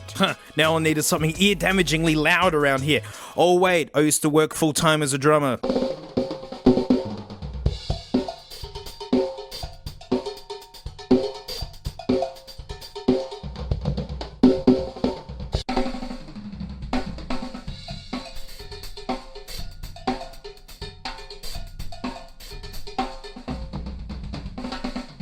The Sony's noise cancelling is awesome. It's really, really good. These are next level. I mean, the Sony's clipped and the Maxes didn't. End of story. I mean, yes, this is an extreme scenario dealing with stuff that is literally as loud as construction equipment, like a full-blown snare drum is nothing to mess around with, but it just demonstrates how good these are. Hey, a lot of us like to use our headphones for calls. Take a listen to the mics. So I could make a tomato soup, yeah, but it's like, oh no, I didn't get any tomatoes, mate. But it's cool, they're a fruit, so like, just use apples instead. But I didn't have any of them either, mate, so I'm like, I'm off to the shops, go get apples for tomato soup. So I get to the shops, I'm like, boy, mate, where do you keep the apples for tomato soup? Oh, mate, must have been there before. He's all, pears, mate, pears is what you want. So I made pear soup, like puke soup. Should have just gotten tomatoes while I was there. Instead of throwing all my spare change at nice cars in the car park. The Sony sound pretty awful, although the Maxes kept kind of kicking in and out, but it might have to do with the other issue it has. But the Sony mic still stinks. But you might have noticed some cracking noises in the Sony recording too, and that's from the creaking of the cheap plastic housing. The Maxes are built gloriously. I mean, this is stainless steel. That stuff is so expensive, like springs in the headphones as well, so they clamp from multiple points, using like the spring from the stainless itself. I don't own another pair of headphones built better, even my uber expensive ones. And the controls are superb, infinite volume adjustment, and the buttons are really satisfyingly clicky, whereas the Sonys have some sort of dingus touch controls that take longer to learn than to learn the recorder.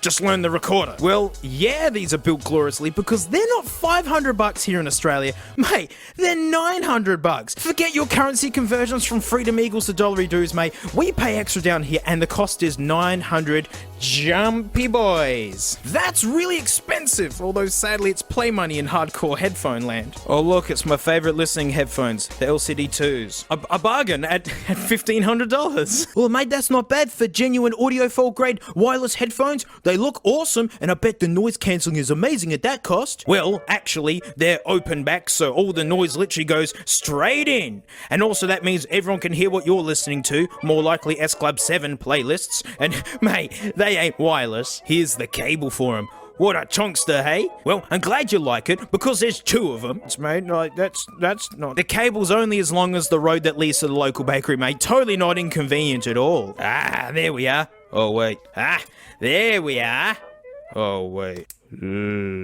Say, mate, you're not gonna plug these straight in your phone, right? Like, you need an external amp for these to actually get the most out of them. Hey, another $500 should get you a nice one. So, like, they let all the noise in and all your music out. Need a dedicated area in your house to use them properly, are insanely heavy and genuinely fall off my head every time I look down, grr. And then they need extra equipment to work properly, in this case totaling $2,000.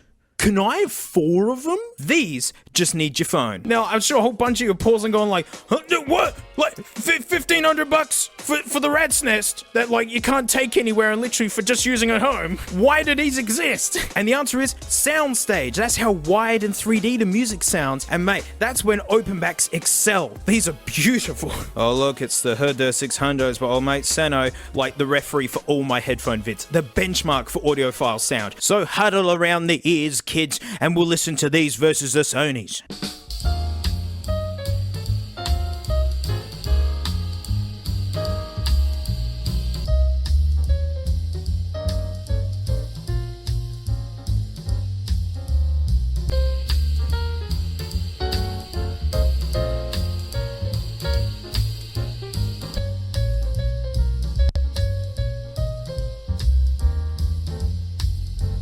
Now the Maxes.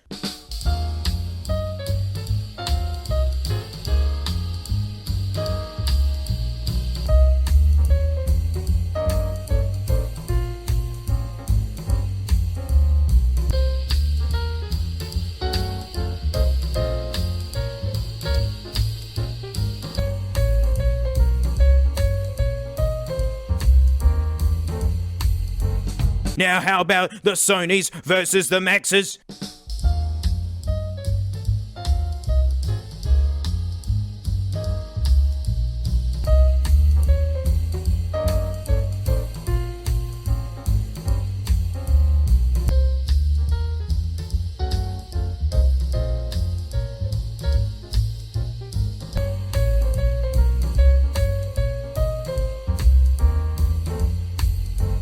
Da, da, da, da, da, da, song. You're gonna be humming that for weeks, mate. These are so much wider than the Sonys, like especially live albums when there's like applause and people chatting. Look how sunk in the ear cups are. Like, with these, your ears rest on the inside of this, and it kind of annoys me, to be honest. And the further away the drivers can be, or the speakers, they're called drivers in headphones, like that helps with the big wide sound. Closebacks aren't known for being wide, and my other set of closebacks that have the wide vibe is my Austrian Audio X55s. Look at the ear cups on these. Again, they're nice and deep, yet the Maxes are deeper. Look at this ear cup. It's like a washing basket for gnomes. Magnets. Genius. But then the weird thing is, how are the Maxes thinner than these? These are just regular cabled headphones. These have batteries, chips, Bluetooth circuitry.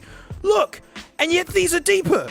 These sound great. I've never done critical listening while walking along construction. Because remember, it's got that killer noise cancelling too.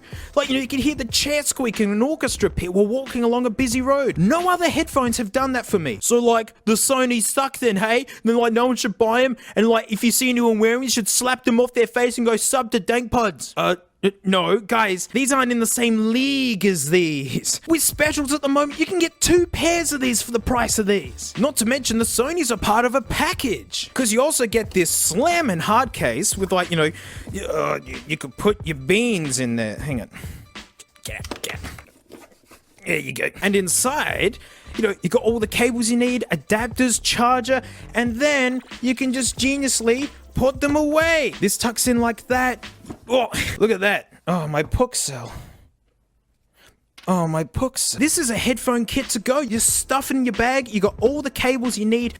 Get out. God, you aren't welcome. So, sure, they got lame controls and are a bit plasticky feeling. They have a lot of bass. It's not awful. It's just, I like bass too, just not when everything's boomy, only when it's meant to be boomy. But as an all-in package, I totally rate these. My brother got these. He loves them. My family members are getting these for Christmas. I've bought like 3 pairs of these now. For $900, you're just getting a pair of headphones. Because like, this isn't a case. A bra? Nah, mate. It's a nappy. Look, that's a butt crack. Hang on. Imagine these are legs coming out here. Look at that. That's a butt crack. Look at this. That's like a trap door and a pair of overalls. Well, they don't call me mud because no one mud up them toilets like I do. Time to mud it up. Now, 3/4 of you have been yelling, shut up and get to the broken bit since this video started. And yep, these are busted. All that good stuff, for nothing. And what's wrong? The left ear cup spits static and big woofy noises. It's totally random. It usually takes about 5 minutes to kick in because they seemingly work fine. One time I got a good hour out of them before the awful noises started. Now, I try capturing the sound with the hears, but I feel the sound has to do with the noise cancelling mics because they're on all the time. It's either they're cancelling noise or you're listening through them with ambient, but sitting still on the stand, they wouldn't do it. If I wait until they make the sound while wearing them and I take them off, they turn off and it all resets again. But I captured it, don't you worry. I wore them until the noises began and I stuck one of the Dirty Bud microphones into the ear cup and so you can listen along with me. So try to ignore the background static of my bootleg recording ways, but the noise in question sounds like wind blowing on a microphone. Take a listen.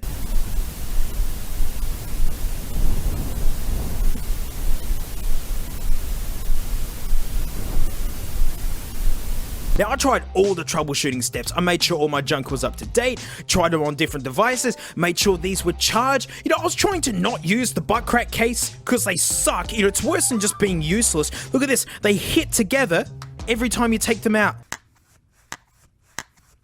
Yeah, that's what you want from your $900 headphones, a case that clacks them together. And since I wasn't using the case, I don't know, there's magnets in here, maybe it's got butt crack powers that keep these in check, but no, the noise came back. Then I did a full reset. Basically, it forgets all pairings on it, and I only paired it to my FiiO M15. This thing runs Android 7, right? Didn't even get Google Play Store privileges until recently. But yeah, they work fine. These are just Bluetooth headphones. You don't need Apple stuff to use AirPods. Hey, sounded great. And then the noise came back. Hardcore. I unpaired them from everything, did a full reset like they were brand new, and then just wore them like noise cancelling earmuffs. No music. Paired to nothing. The noise came back. Of course, I called Apple, and Apple tech support is always first class, straight to a lovely person, and amazingly turned out to be a fan of the channel. Hey, how you doing? Sorry how things turned out, huh? But we tried everything, and the end solution was that I needed to bring them in and swap them. It means they cooked.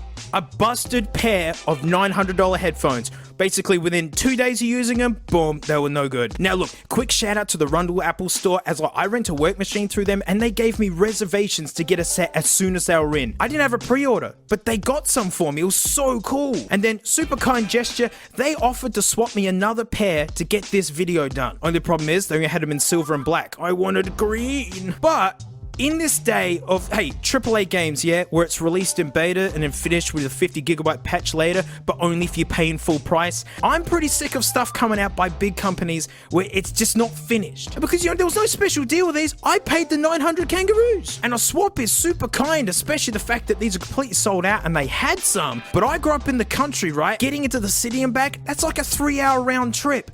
Like, after paying $900 for a premium thing, like, so I told Apple, like, I gotta review them as is. This is what I got. These might be the only busted pair of these in the world, but, well, they landed in the hands of a reviewer. If this was a university exam, you can't just take it back and fix it. The professor's gonna grade them as is. I ain't a fanboy. I give this iPad no respect.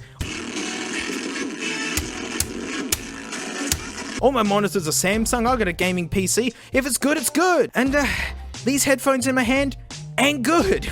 Because the noise can be so loud, I have to take them off. It is so uncomfortable. Like, walking home with these in my hand, looking like a freak, like, why wouldn't you wear them? And so, if you have a working pair of these, you have a slamming set of headphones. Hardcore audiophiles will grade them against, you know, these and go, yeah, well, these have more detail and soundstage.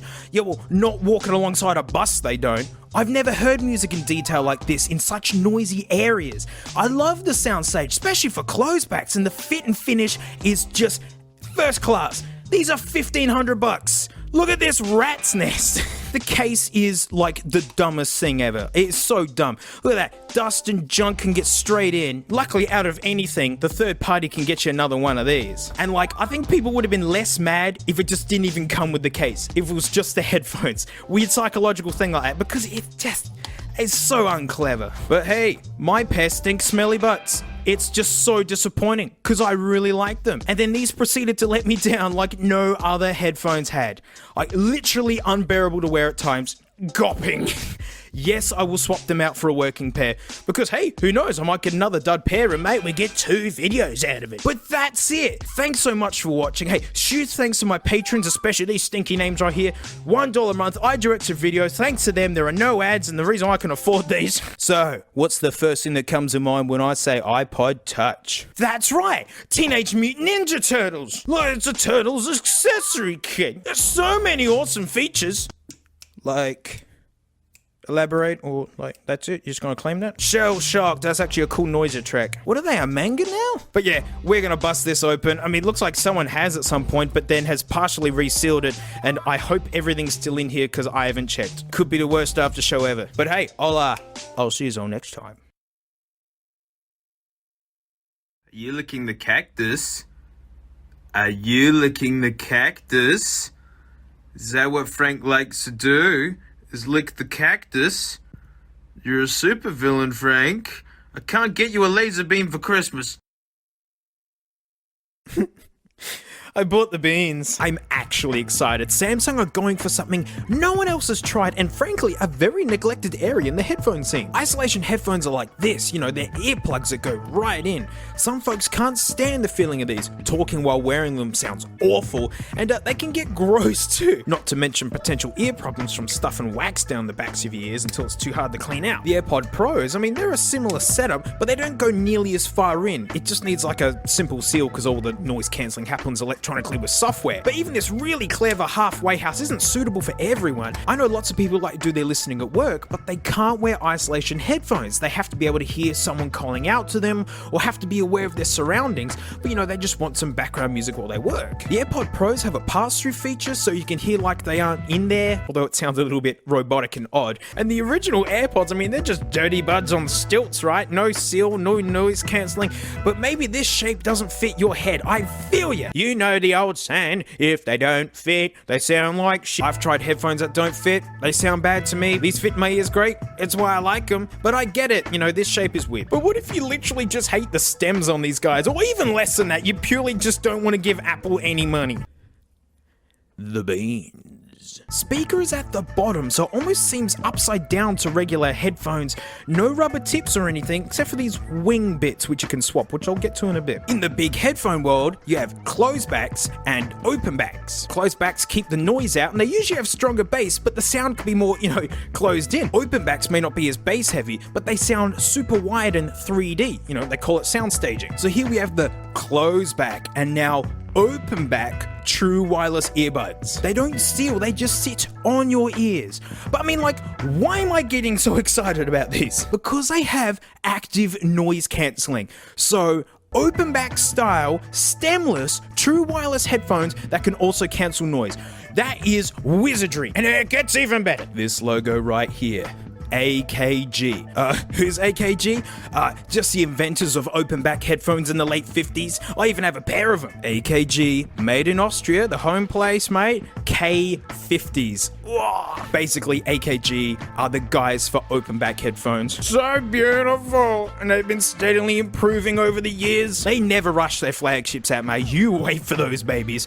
From their mad electrostatic K1000s to my favorite pair to use for mixing and work, which is the K712s. Awesome legacy of research and development since headphones' birth, basically. So we basically have the smallest open back headphones being tuned by the creators of open back headphones, while a big tech giant handles the electronic noise cancelling in an original idea no one has tried. Mate, I'm all in. So unlike the Raycons, the case opens all the way up, so they're easy to get in and out. Plastic magnets, holding them in, standard stuff. They pair up like any old Bluetooth buds. You just open them up, sit them there, and they're already trying to pair up with someone. And they synced with my iPhone stupidly easily, and I was easily able to swap between them and the AirPod Pros without any fiddling, so nice. Here in Australia, they are cheaper than AirPod Pros, just by a little bit. Well, if you buy direct from Samsung like an idiot and don't look for a deal, because I've already seen specials on these. No buttons, but they have touch controls. You don't have to take them out of your pocket, again. Nice. They take practice to wear them right, like it's super weird, but when I finally got them in, they actually have really nice bass. Not big woofy bass like Ray's Con over there, but like it was deep. It was like boom, way more than these beans should be able to put out. And that's what we want right there. USB-C, and the case isn't disgustingly cheap and nasty, and it has wireless charging. And that's it! I'm all out of nice things to say about these. And believe me, I tried hard. I took them on walks, I brought them into cafes and noisy environments, walking along my truck-ridden road. Piles of my friends have tried them, and from this point on, it's just gonna get really, really sad. So the case isn't cheap and nasty, but it's not nice either. Taotronics Sound Liberty 79s. There you go, freeze here so you can find them. The top sellers on Amazon, Artings rate them the best under $50 true wireless headphones, and mate, I stumbled into them, and I think they sound fantastic. These are around the $50 range, right? And they're not a symphony of quality either. They're cheap. They're actually cheap. But hey, they have like a two-tone texture to the case, which gives, it gives the design a bit of contrast. But looking at the Beanie Buddies, basically the same as the Taotronics, only it's just the same flat texture all over. Even the logo's just screen printed on. Taotronics actually put a little bit more effort in. But worse. Look at this wiggle. $300 and what dollars, Samsung? Try and get a wiggle like that out of the AirPods. And dang it, these are a year old. Used as earplugs at all my gigs, dropped hell knows how many times. I mean, like, proper drops from like head high onto concrete. The AirPods blew out and went running. Tight as a drum.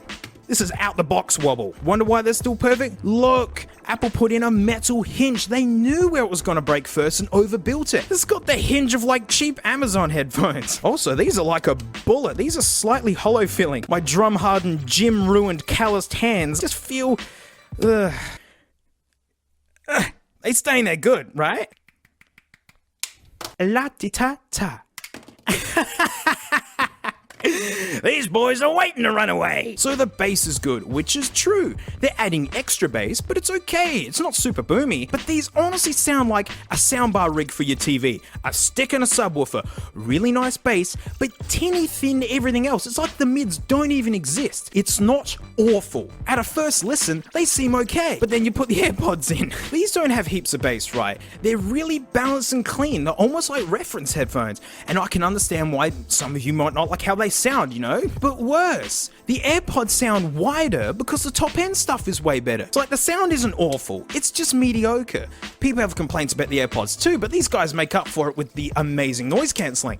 You know, it's so good that I was using these as earplugs at gigs. My old Bose Quiet Comforts couldn't even keep wind buffering out on walks. These guys were shrugging off snare drum hits. Paired with the balance, maybe boring sound, and it totals up to a really good experience. But noise cancelling, this is a bit I'm the most excited about, right? The sound is okay enough that they'll totally be saved by good noise I'll put them in backwards.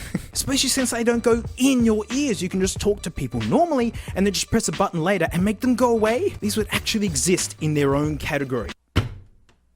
Dang it! It does nothing. I thought I was wearing them wrong, which I'll talk more about in a bit, but I had them in perfectly, and no, it's like they literally do nothing. I got insecure until I read some other reviews, and they too were saying it's like it doesn't work. I live right on a main trucking road, where the rent is cheap and the trash blows free. The AirPods blocked them out really well. With these, the trucks are so loud, it's actually painful to my ears and startling. Even sitting in a cafe, like the rustling of cups and chatter was too much. The only time I heard a difference was in a quiet room with the aircon on. It turns it from brrr into tss.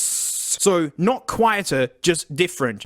And basically it barely works even if the room is already quiet. These guys will basically knock the aircon out of the room. Like, I went in so open-minded, I wanted to be dazzled. The AKG, the Samsung, you know, like two really powerful companies. But then I'm just looking at them, I'm like, of course they don't block any noise. There's no ceiling or anything.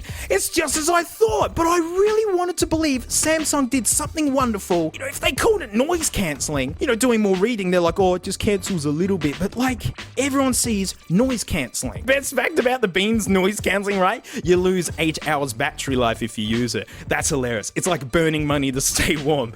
So unless you're in a quiet room with an aircon on, you might not even know that it's on or off and just be burning your battery for nothing. They ain't even loud. It's amazing how much volume you need to get anything out of these. So with all the background noise as well, you're basically just going to be maxing these out a lot. So they're open back headphones. I'm stretching that, I know. But then sadly with none of the sound benefits. But it's okay. They still have the traits of open back headphones. Just the bad ones, like nosebleed. Have you ever sat next to someone listening to music and it's like you can hear the music as if you're wearing those damn headphones as well? That's nosebleed. Open backs love bleeding out, it's part of their sound. You can literally shine light through grados. So your roommate and strangers can hear the noise escaping, but you hear that as well. It's part of the big wide sound, as effectively you hear the echo that comes from these. These bleed out so bad, but because the top end is all squish and thin sounding, you don't really get any soundscape benefits. You just broadcast your music to everyone, which you will be doing because you have the volume all the way up to barely hear them anyways. To those of you insecure about your music, these are your worst nightmares. I actually had to use a mirror to make sure this little bit, whereas this bit is tucked into your ear properly, and it's during this process that you will meet the touch controls. They put all the touch controls at the very top, basically the point that you want to grab to help fit them properly. First impressions are everything, right? When I put these in for the first time, the world just went and silent. Like, to people who haven't used active noise cancelling before, it's super fun and it's almost a little bit magical, the way it uses microphones and phasing black. Like an idiot, I paired the Beans to my phone before putting them in. So as I was learning to fit them for the first time, I had Paul Simons, You Can Call Me Out, going, da da da da da da da da, you can, but it got headache inducing.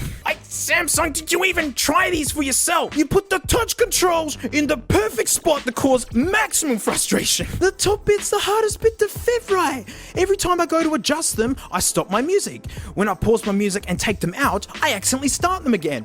Removing them from the case will press buttons to start music. It's like a hot cup of coffee with no handle. I can't touch them anywhere. Yes, there is app support to turn this half-baked trash feature off, but now we have even less features for our $300 and what dollar Bud Samsung, well, at least it has no stems. Apple put the touch controls on the stems, which is really easy to use. You just squeeze it and it works, and then you can adjust them without touching the controls. We're nowhere near done yet, boys. It gets worse. So the case is a minimum effort, good enough jobbo. Well, it's not good enough. The case isn't just a case, it's their home. If you want to bring the beans, man, you gotta bring the can they come in. And look how thick it is. It's the Raycons all over again. Top-down view, the AirPods look bigger, but it's the thickness that counts. I wear skinny jeans, right? Sue me, whatever. And these stick right in your leg. Apple knew this. They went to really big lengths to keep this as thin as possible. The cavities are super deep, and there's as little waste as possible how close those two together are. And all the parts move so close together.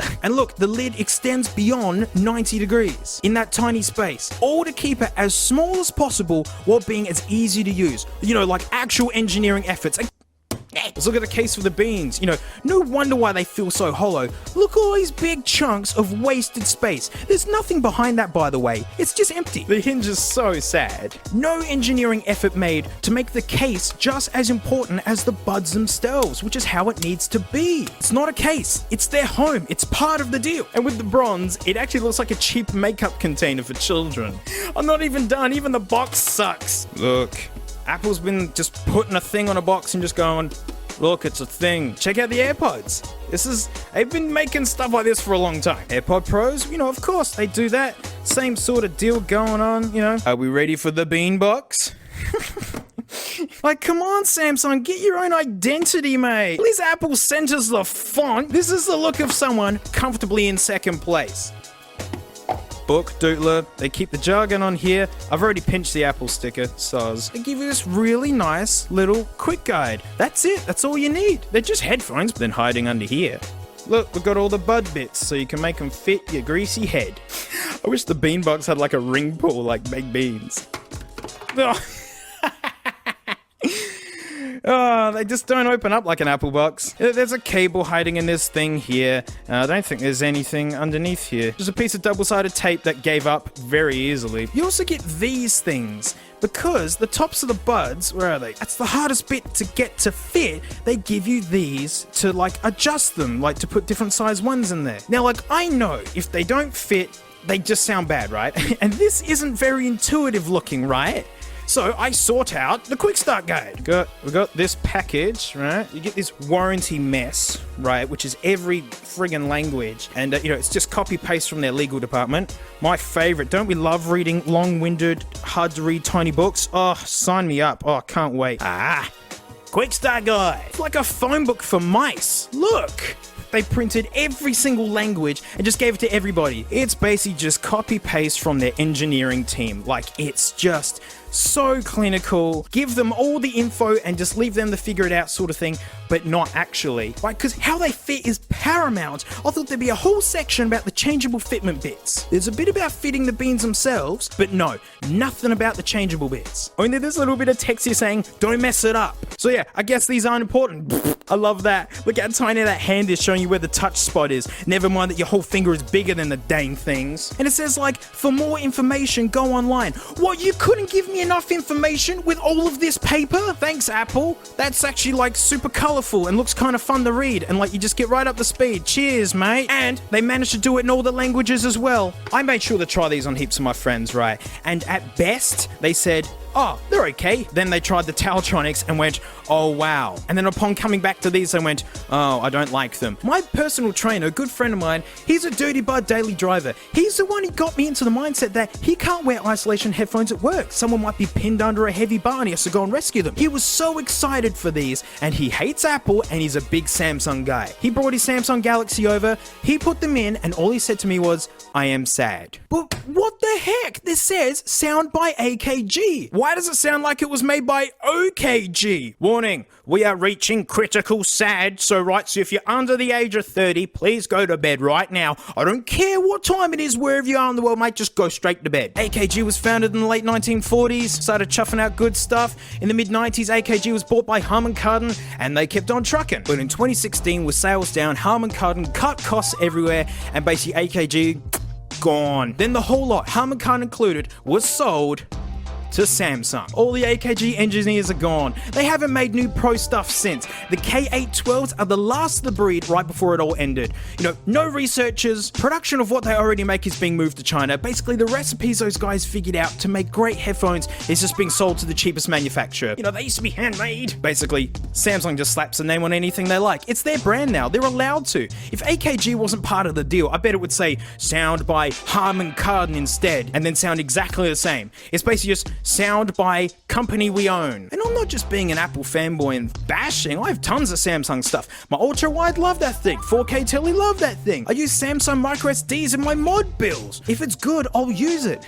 These aren't good. But this is just another case of Samsung's tacky marketing, and sadly it works. I only know about these because all of you brought it up when I mentioned I love my AKGs. Big fan. The brand is dead, guys. The former engineers have actually run off to start Austrian Audio, if you're curious. Like, that's where they are now. And no lie, as I was filming this, the door knocked and I can't fit it in. I actually ordered some of their headphones. Like, they just arrived during filming this. So, the Sammy Beans are really mediocre sounding, hard to fit, slightly cheap feeling headphones with horrible touch controls for a massive cost, considering they are just like, the noise cancelling doesn't work. They don't have noise cancelling to me. But then at worst, they're parading the corpse of an audio legend to get people to think they sound amazing. They don't sound awful, but these aren't AKGs. And actually, let me fix something. No, I'm not gonna one grid them, but I am gonna do something very important. Whoops, I missed. There, that's what they are. Samsung Sound. I might have missed there. But yeah, that's all they are. You know, I tested them against the Tautronics, and these smash these. Even the bass is better, but it's just like a conventional earplug style headphone, but for around the $50 range. Right?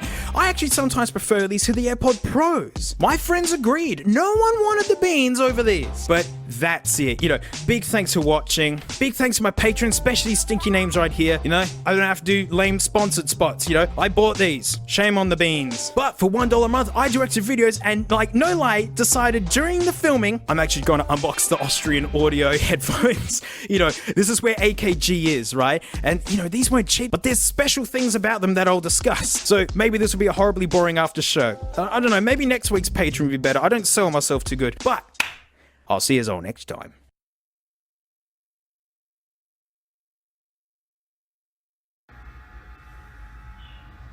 Don't look at me like that. This is for your own good, right? Oh man, I wouldn't trust this guy with my car keys.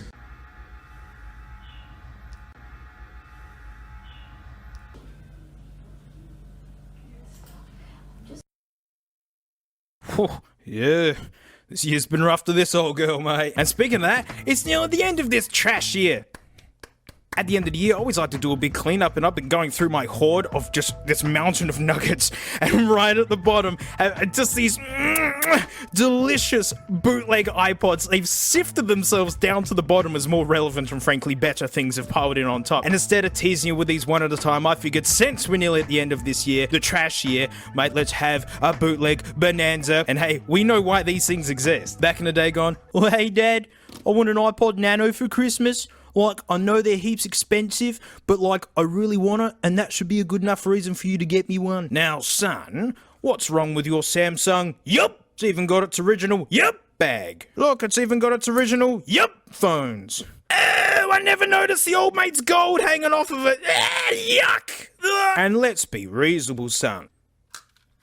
64 megabytes ought to be enough for anyone. Hey, you could fit the Best of the Eagles album on that, and what more music do you need? Yeah, but Dad, it looks like a space potato, and like, everyone makes fun of me at school and goes like, oi, there's the space potato farmer, because it looks like a space potato. I mean, Dad, it's the reason why we've moved school 6 times. Alright, son, don't you worry. I'll look after you, and I'll save a buck doing it. We've all heard of the term no name. Well, get a vibe of the...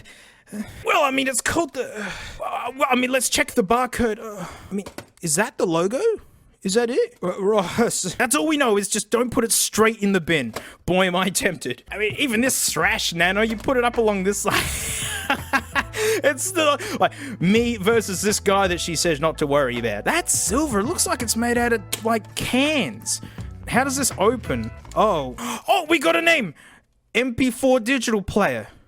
Huh. Oh, look at this driver disc. Dun, dun, dun, dun, dun, dun, dun. Driver. Maybe it's the PC game driver. Well, let's hope we don't need that. Mini USB. Oh, the stink phones, which actually look like the ones that came with the Lego player and the Nerf one. I'm starting to think these are all intertwined.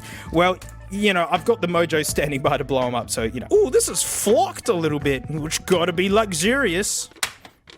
There it is. Star City, Sydney. Oh, is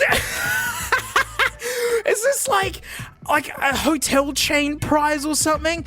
Oh, the biggest corporations make the worst crap. Which from Sydney, apparently this should be a mute or full English. It's like borderline toilet paper.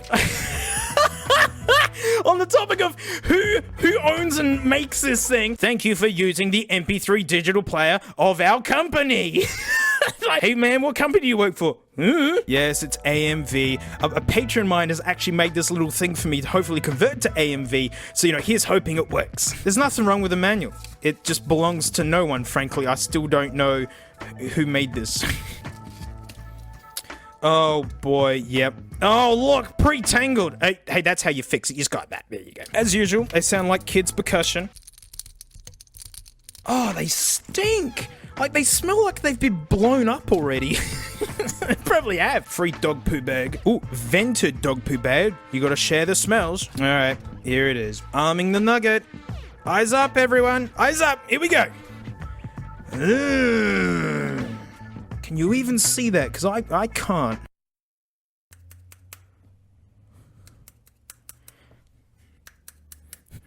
It's not appearing on the computer either. Look, it's falling apart right out the gates. It's falling apart. Hang on. Ugh, it's crap. Oh, look, it's like an ogre. It's got layers. Oh, maybe if we take the screen protector off. Oh dear. Wow, what an undeniable Oh! Oh! Oh! Yo, it's doing nothing. Quality control 5. Who let this thing pass? Star City, Sydney. Well, I mean, we can quickly smell the headphones. This is called Mojo, amazing DAC, and just stinky headphone amp. The amount of power this thing chucks out. Let's have a sample. You know, funny enough, they're not the absolute worst I've ever heard. They feel like junk in the ears and like they're made out of trash. Desert Island situation? Sure. Like, I give them a good 3 out of 10 because I was expecting to give them a 0. Let's see how loud they go.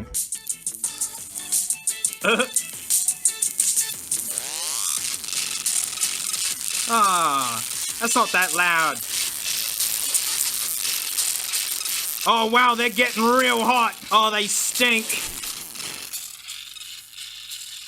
Look at that battery power this guy's harnessing. Shame it's not doing anything useful with it. But I mean, I know what you guys are thinking. Why isn't it a Craig? Well, I mean, you know, we've got the original Craig Nano here, and just frankly, the amazing Craig Pod Touch, which didn't even turn on. But, you know, I guess this style of iPod video player just wasn't really up their alley.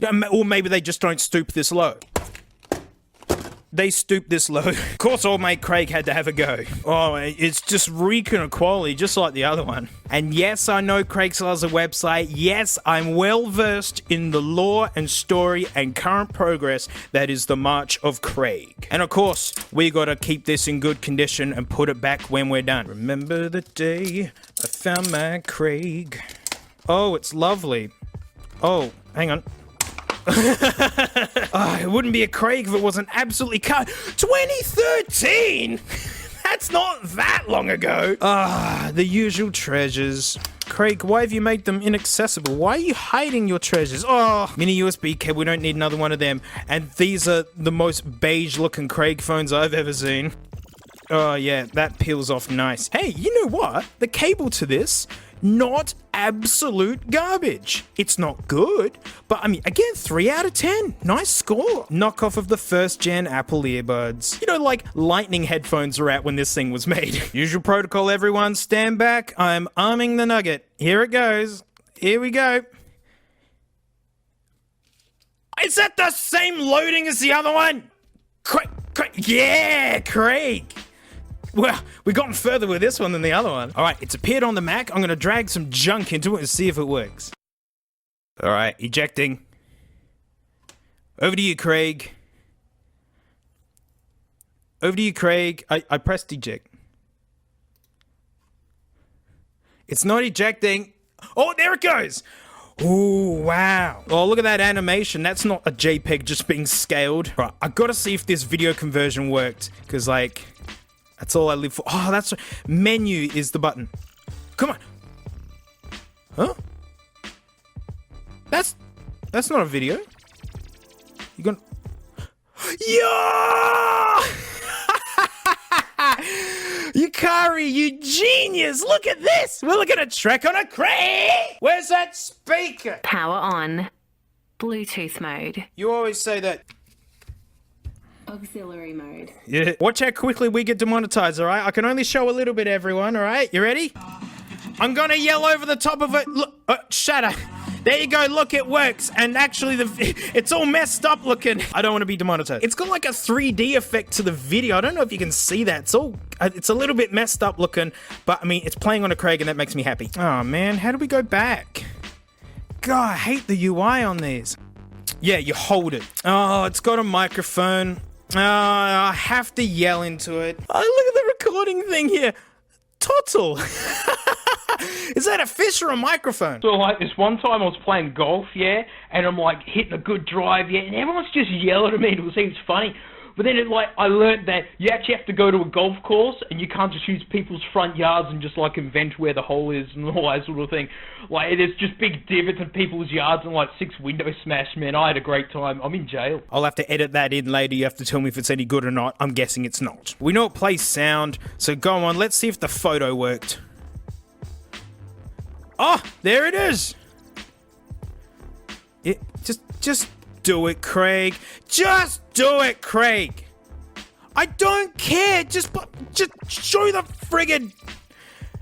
Yeah, look, it's bitey Frank. Bite. Hey. Well, all right then. That's good enough with me. Let's see what happens when we unplug this. Yeah, instant off. It's not even that old. Oh, go on. Let's smell the headphones. Yeah, they are way worse than the no-name headphones. These are dreadful. All right, let's stretch them out. Yeah. They suck. Whoa, and they smell. This might not be blowing them up, but man, it is stressing them out. I wouldn't do this to any of my regular headphones. Well, a video worked. Wow, let's put it back in the box for the Craig collection. Hey, look. It's the first ever shuffle. I absolutely love mine. I use it for my homework back in the day. You got like the clip that makes it like a lanyard wearable. It was genius. Like no screen or anything, but it's built like a proper nugget. But what if you wanted one of these devoid of all character and emotion? MP3 Move. Look, it's a shuffle. Have you know what I mean? Bendigo. 8 days to Bendigo, Morty. 8 long days. $30 back in the day, and can you believe no one bought this? I'm nowhere near as precious about this guy. Give it. Yep. These all come with the same looking headphones. I swear, these are all linked to probably like 1 or 2 factories. Oh, what? Doesn't even have a rechargeable in it? You gotta put an... What is... Now I gotta put a... in it. Lovely. Oh, that's not a button. There's the buttons. Yeah. Oh, it turned on. But it's just like, that does nothing. That's just a big old dummy nothing. I can't plug it into I got my old Mac here, and it's got these USB dudes. You can't fit it in there with the battery bulging. You know, frankly, this doesn't even do anything funny. Doesn't do video, doesn't do recording, doesn't do anything. Like, actually, you know, no. Wow, man, they really built this tough. Sorry, iPad, it's just how the game works, isn't it? Yeah, just junk, but we can at least smell the headphones. Wow. These ones are devoid of all volume. Nothing at all. I don't even think this is even going to be funny when I turn it up.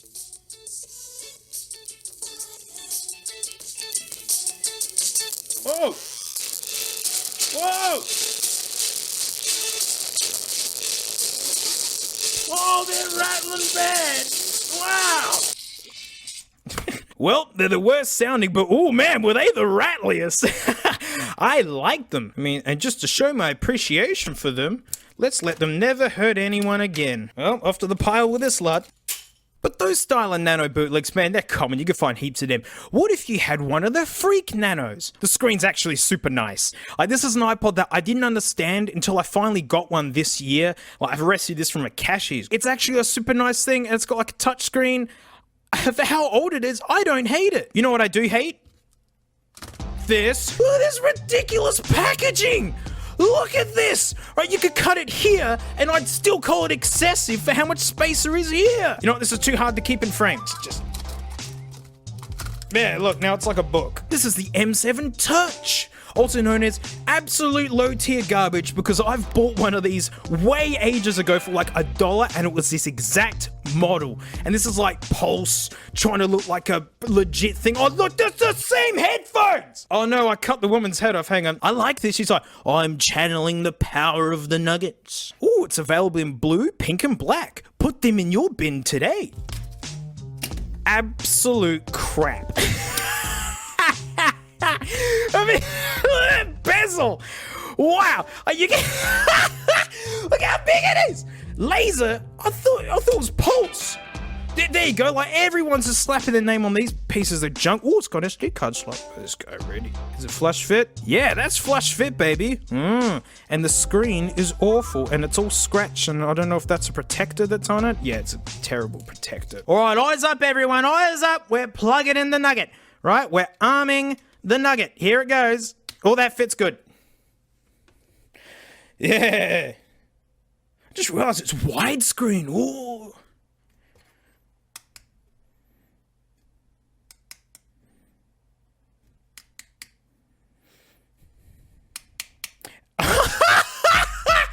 What? Did you see that? It had a 30-pin cable there. Like, no shame. No shame. Oh, the grit is just getting excited for what's going to be coming up. Oh, wow. Look at this UI. If it's touch, I'm going to be blown away. Alright, so when you need to flick to next screen, what you do is, right, give it a scroll, go put the kettle on, have a sit down, and when you come back, she'd be done. Music. Oh, it's responsive. Oh, she's quick, mate. She's Around the World by Aqua? And it's already halfway through the song. Was someone using this in the factory? Oh, that headphone jack's good. Start content match. It's Aqua. Shut up. Oh, jeez. Get out. Get out. How do you get out? Oh, no. Go back. No. Why is the power button play pause? Why does it... I'm going to have to turn it off. All right. Let's try the video. Yeah, the video. Oh, we are. Don't you worry. I love sky.amv. Okay. I love lamp. What? I gotta be careful if this is content matched. What the heck is this? Oh, this is surely someone else's. Okay, can we get to the next video, the one that I actually want? Like, get out, get out, get out! Oh, I want to one-grit you so bad. Oh, okay. It's not finding the stuff that I put on there. Oh, will it show Bitey Frank? That's not Frank. That's not Frank. That's not Frank. It's not reading the card. Oh, wow, I hate this thing. Like, it's impossible to use. Oh, wow. Oh, card folder. Card folder. Yeah, that's it. Card folder. Oh, yep. I gotta get a recording with it first.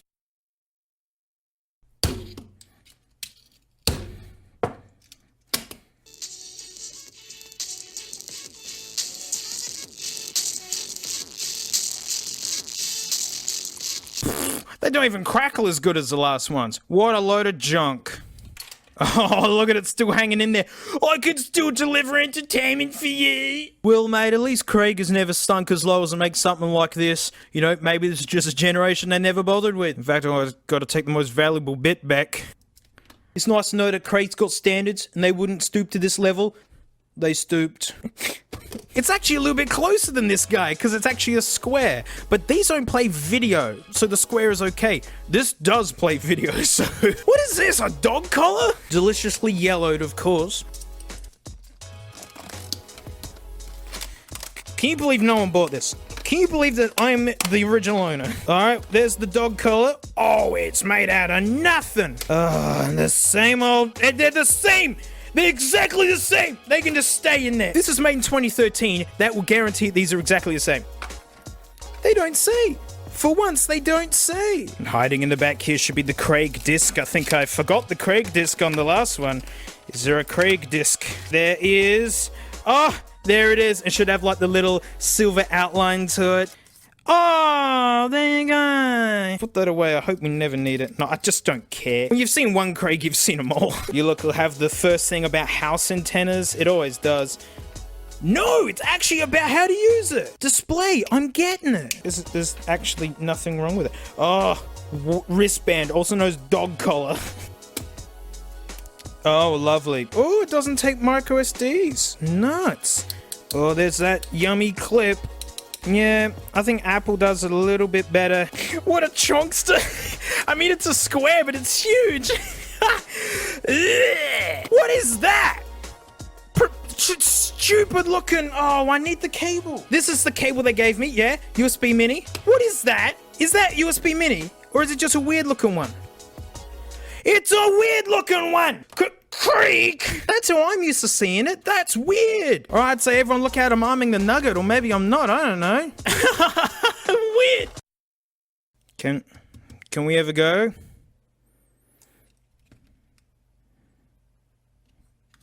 Oi, Craig, can we ever go, mate? Hey, Craig, mate, I'm not wearing this. This is awful. It's literally a dog collar. It's like I'd be mad if I got this for my dog. While old mate Craig's having a think, and honestly, I just couldn't care. It's like when the iPod Touch came out, like, it was pretty nuts, because, you know, it was the iPhone without the phone. And, you know, of course, Craig's already had a taste of this. Yeah, it didn't even turn on, and it's just a generic thing anyway, and they're terrible. But this isn't the saddest looking bootleg of these that I've got. I mean, like, how can you get lower? From the makers of the toilet dock, the iAcoustic, 8GB touchscreen video MP3 player with camera. Ruined videos, ruined music, and ruined photos. Like, even in the front cover photo, it looks awful. It's sticky and gross. Target, that's whose fault this is. Yuck. Oh, gosh. This has been used at one point. This isn't new. Let's hope it has funny stuff on it. I mean, they're the most original looking headphones I've seen today. Yep, but they feel like all the others. They even smell the same, that like already exploded electronic smell. Oh, it's not as nice as the Craig ones. Craig, man, they just knew how to make a good disc. Go on, see if there's anything funny in the manual. Color front cover, I mean, that's pretty amazing. Awesome formatting.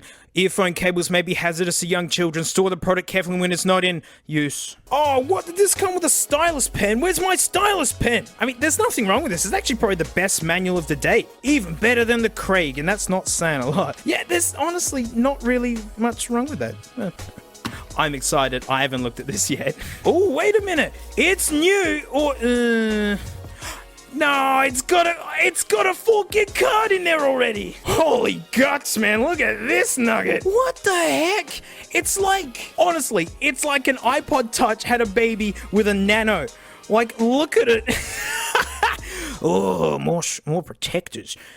Yeah. Ew! Ew! Ew, I made it worse. We're definitely putting this 4-gig card in there, though. This could have treasures on it. Uh-oh, the card is now stuck in there. Yep, the card is officially stuck in there. All right, guys, the Craig, it's not happening. This is exactly what happened to the Craig Pod Touch. Yeah, she's absolutely cooked. No tears from me. Eyes up, everyone. Eyes up. I'm plugging it in. You know the routine. All right, here we go. Watch out. Arming the nugget. Hey, this is the best screen we've seen yet. Whoa! Wow! Like, compared to the other nuggets, this is actually almost futuristic. Okay, I'm browsing this on the iMac here. It's got things on it, including it's called Darcy's MP3. No music, but it's got a video on there. The full gig card works, but there's nothing on it. All right, I've ejected. Come on, let me use you while you're plugged in. Not good. Wait a second. No, you wait a second. Hey, all right. So, video. Yeah. Hopefully, it's nothing personal. Yeah. Oh, that's responsive. Look at that. Oh, that is good. Yeah, do it.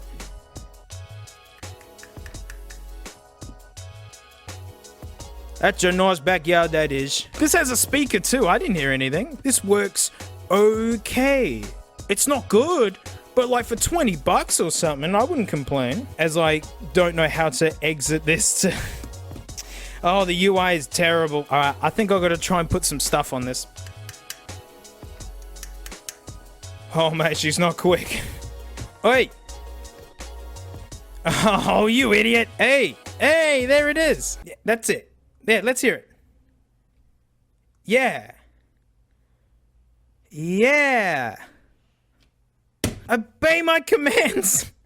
Play an MP3. Guys, it's not doing it. Go on, play the video. Oh, okay. It can't play MP3s. Not a good start. And my video has not turned up in the... Oh. All right, Explorer, come on. Come on, you. That's it. Oh, come on. Oh, you idiot jerk. It doesn't play anything. I'm serious. It doesn't play anything. It's showing the files. It's not saying that the files are wrong either, and it's just locked up. Oh, nope, there it goes. Come on, show a picture of Frank. Yay! Look, it's Bitey Frank. Happy days. And that's a winner enough for me. Get out. Whoa, the battery's still good. If only you could actually do things with this. Ah, it's got a video camera. Hang on. Cool, mate. Filming on the Nugget here. Look at this out-of-body experience you guys are getting. Yep, iPhone 12. That's what's filming this mess. iPad over there. Wow, mate. Look how good this is. I don't even know. Look at the one grit there. Can I zoom in? I cannot zoom in. That's fine. But wow, mate. What a beautiful chocolate. Wow. Let's taste the headphones. Well done, iAcoustic. Worst ones of the day. Literally the worst ones of the day. I think the first pair that I put in were the best ones, and none of these have even been any good. Alright, let's stretch them out.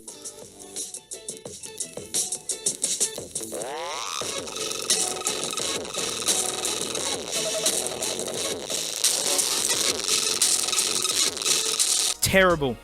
Absolutely terrible. Wow. I mean, it's neat that it's got a camera and all that sort of thing. So like...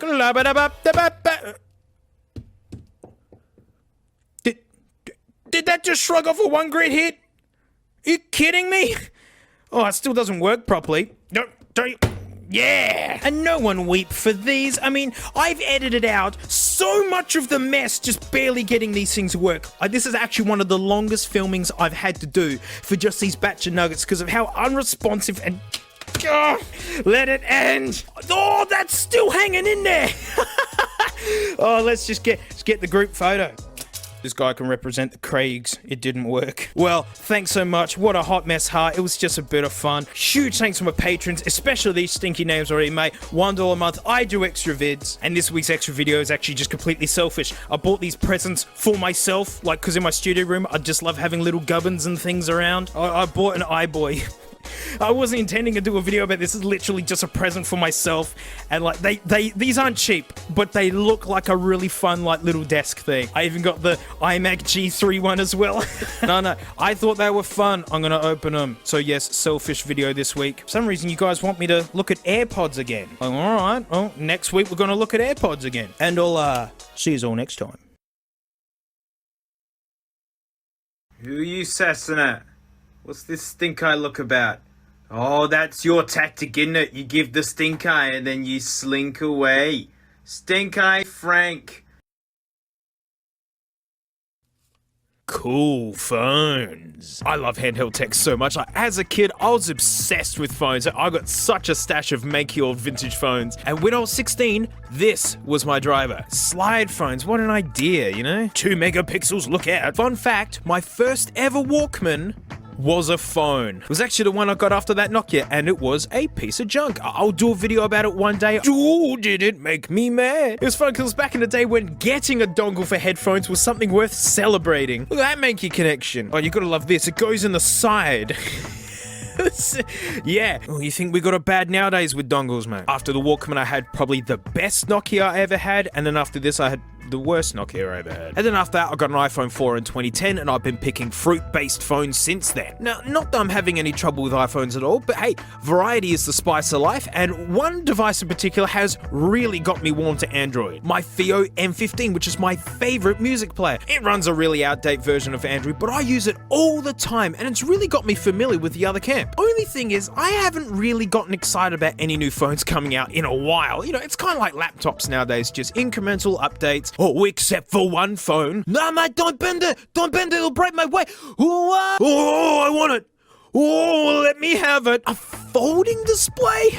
Oh, I had to have it. Or like, mate, but like Samsung made the Galaxy Fold like in 2019, which is like before the flip. So like, why don't you already have one of them then? Because the Samsung Fold was garbage. I mean, it literally broke in the hands of tech reviewers. You know, I'd like to think if you're giving it to tech reviewers who are gonna write things about you, you know, it'd be 99% finished. You know, and all that's left to do is to spell check the manuals for any mention of your mum or something. It was borderline a prototype and like a massive embarrassment. It was a plastic screen with a screen protector that looked like you could remove it. I mean, that's our routine. When you get a new device, you peel that off. Look, example.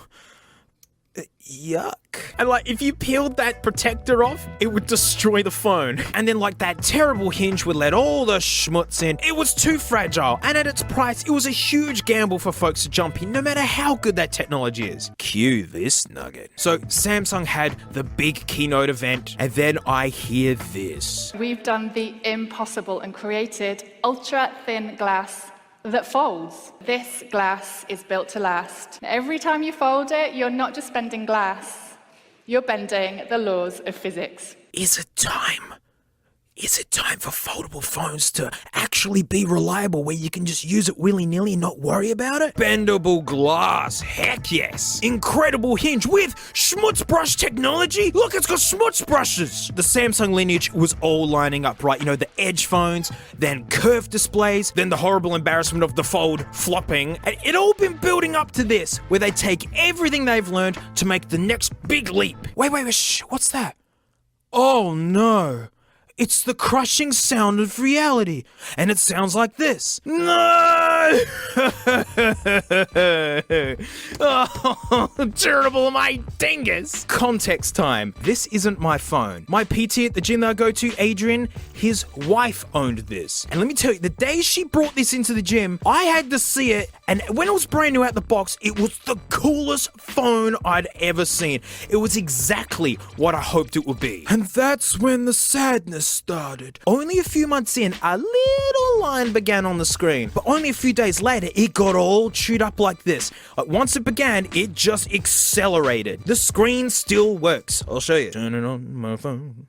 Whoop. So yeah, it still works, but it's horrible now. She says, while using socials, you can't read any of the text that appears here. You know, if you want to look at a photo, you gotta negotiate it around to get it around this hot mess here. Basically, instead of one big display, you got two smaller ones uselessly matched together. And like, only a quarter of the way into her 2-year phone plan. I mean, Shut up. Imagine having to drop huge monthly payments for a year and a half for this experience. When I saw this happening, I wasn't surprised. You know, it's a screen that bends over and over and over again. Why wouldn't it get chewed out? But then I remember. Bending the laws of physics. Bends the laws of physics, they said. It's why I was excited. I wasn't excited for the Fold. I knew that was crazy early prototype. But to say that this bends the laws of physics, that's a huge huge promise to make and like a big press launch, no less. I trusted Samsung. When it comes to curved glass and displays, they're the guys. I was so bummed.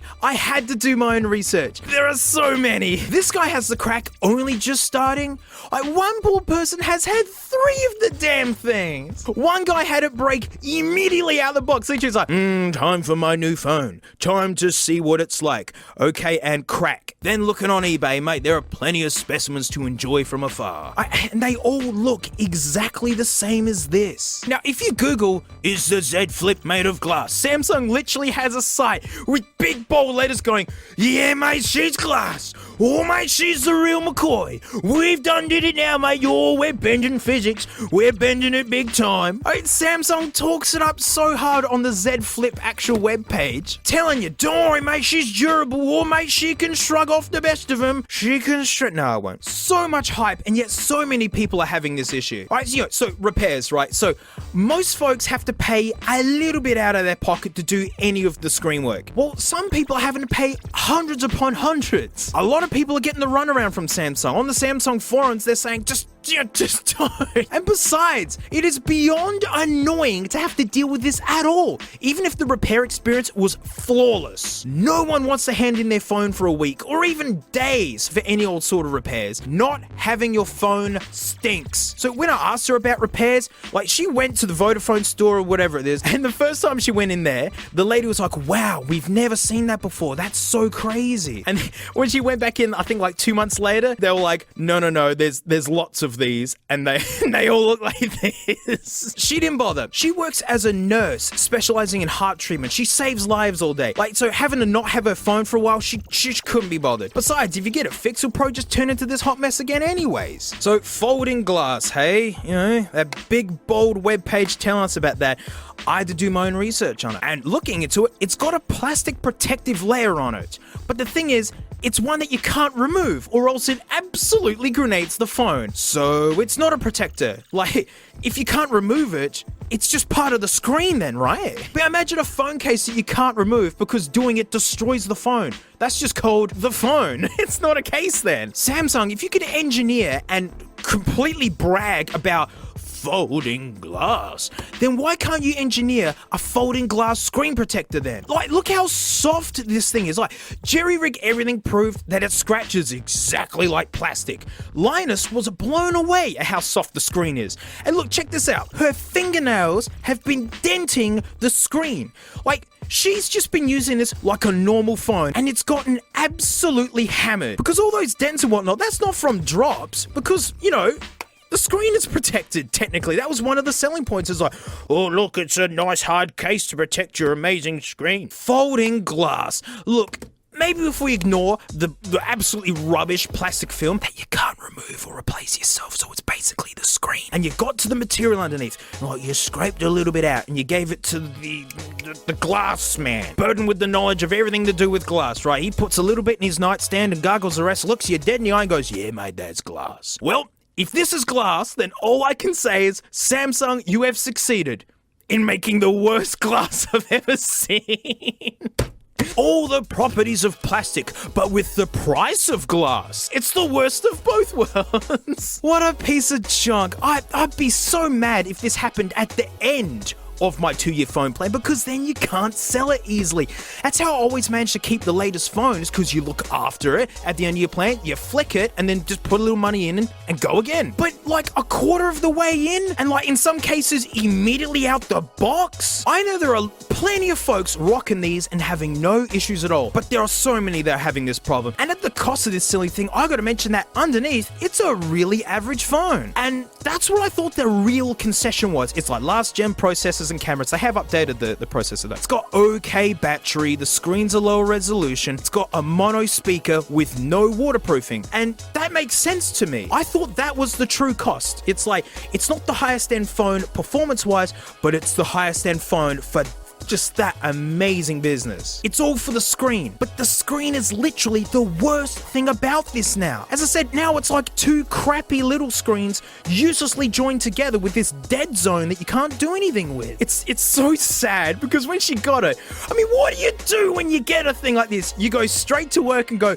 everyone, look, whoa, whoa, and then all your coworkers go, whoa, and like she was handing it around, everyone was having a go at it. All of her coworkers went, wow, this is amazing.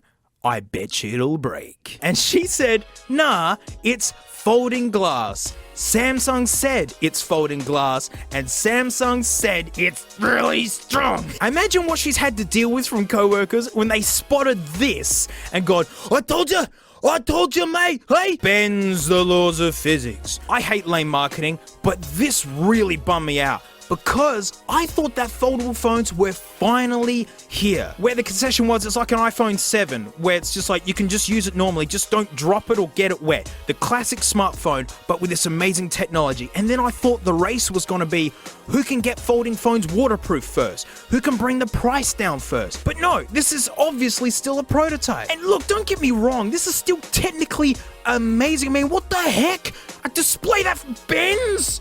That's amazing. But expectation is the gateway to disappointment. And they told us it was durable. Bends the laws of physics. Bends the laws of... And like, she loved this phone. The fingerprint sensor, great spot. I really like this little display. I know you Android people are used to cool little tidbits like this, but you know, I'm an iOS scrub. We don't have any treats or treasures, right? I really like that little display. The size is perfect. I love big phones. You know, I wear skinny jeans, so sue me. It gets harder to get like a full-blown phone into a pocket nowadays. I mean, USB-C, Apple, come on. You forced USB-C on us and you won't wrap it up with...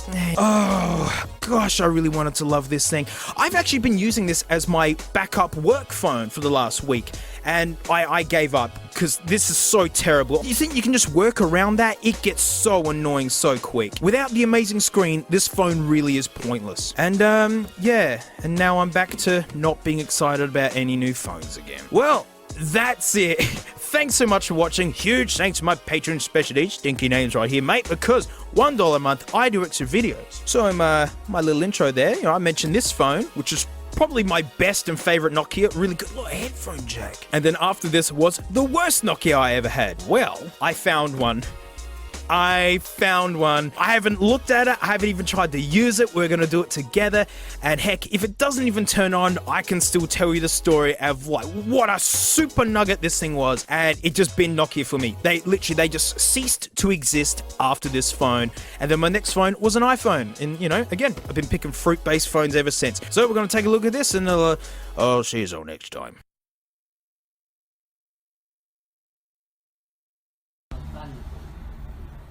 So sometimes... Oh, don't go in there. No, Frank, no. Frank. Hey, Dad. Yes, my son. I appreciate the headphones you bought me, especially since it's the only thing you've ever bought me. That is true. I even made you buy your own clothes after birth. I'm pretty keen on taking my listening experience to the next level. I've got dreams of hearing NSYNC like I've never heard before, but like I need some big over ears, and these are like kind of in-ears. Son, I spent a fortune on your only possession. $27. That's 27 trips through the Macca's dollar menu. That's a month's good eating right there. No offense, Dad, but like you've never even bought me food, and like I really mean that this is the only thing you've ever bought me. Like I've had to forage for my own food in the backyard every night for 18 years now. Yes, me and your mum do enjoy watching you survive in the backyard. But okay, son, I suppose I can buy you just one more thing and then never hear you complain again. Oh, geez, thanks, Dad. I hate this family. But these are still good, though. Surely there's still a way to use them. Like, real quick, these pack-in Apple headphones are like my ground floor. I mean, yeah, they aren't audiophile quality, but for something you can literally just bowl up into your jacket pocket and even shrug off a session through a washing machine and subsequent dryer cycle, you know, I give these a 7 out of 10 as an all-in package. For Dirty Buds, they sound alright. Why am I talking about these when this video is about the Zanu headphones? Well, if my incoherent intro didn't make any sense, and chances are it didn't, this illustration will. That's right, these aren't headphones. These are Dirty Bud and Beginners. Okay, here we go. This is real. Alright, so what you do is you take off this plate. You getting a vibe already? And you put your Dirty Bud in like this. This is real. Okay, number 2. There we go.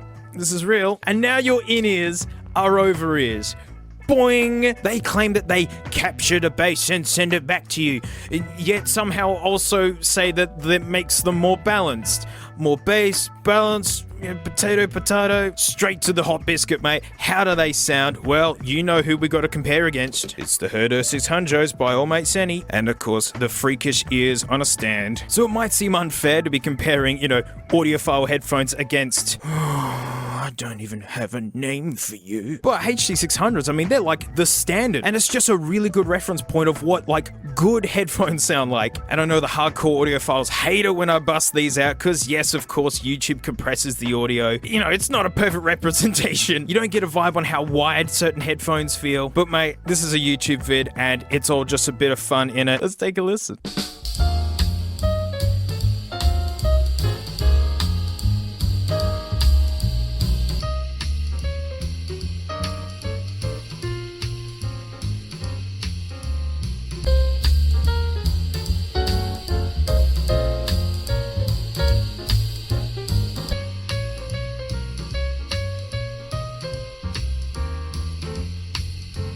Would you believe that it sounds kinda crummy? Literally like a tiny speaker sitting further away from you. Only instead it's trapping all the bass and making a boomy. So they were bang on about that. They didn't lie. It does trap the bass. But cheap, crappy audio stuff always goes for extra bass. I really tried to listen to a lot of stuff with it plugged in like this, and then literally just taking them out and just using them like this was like, oh, that's better. It's so much clearer.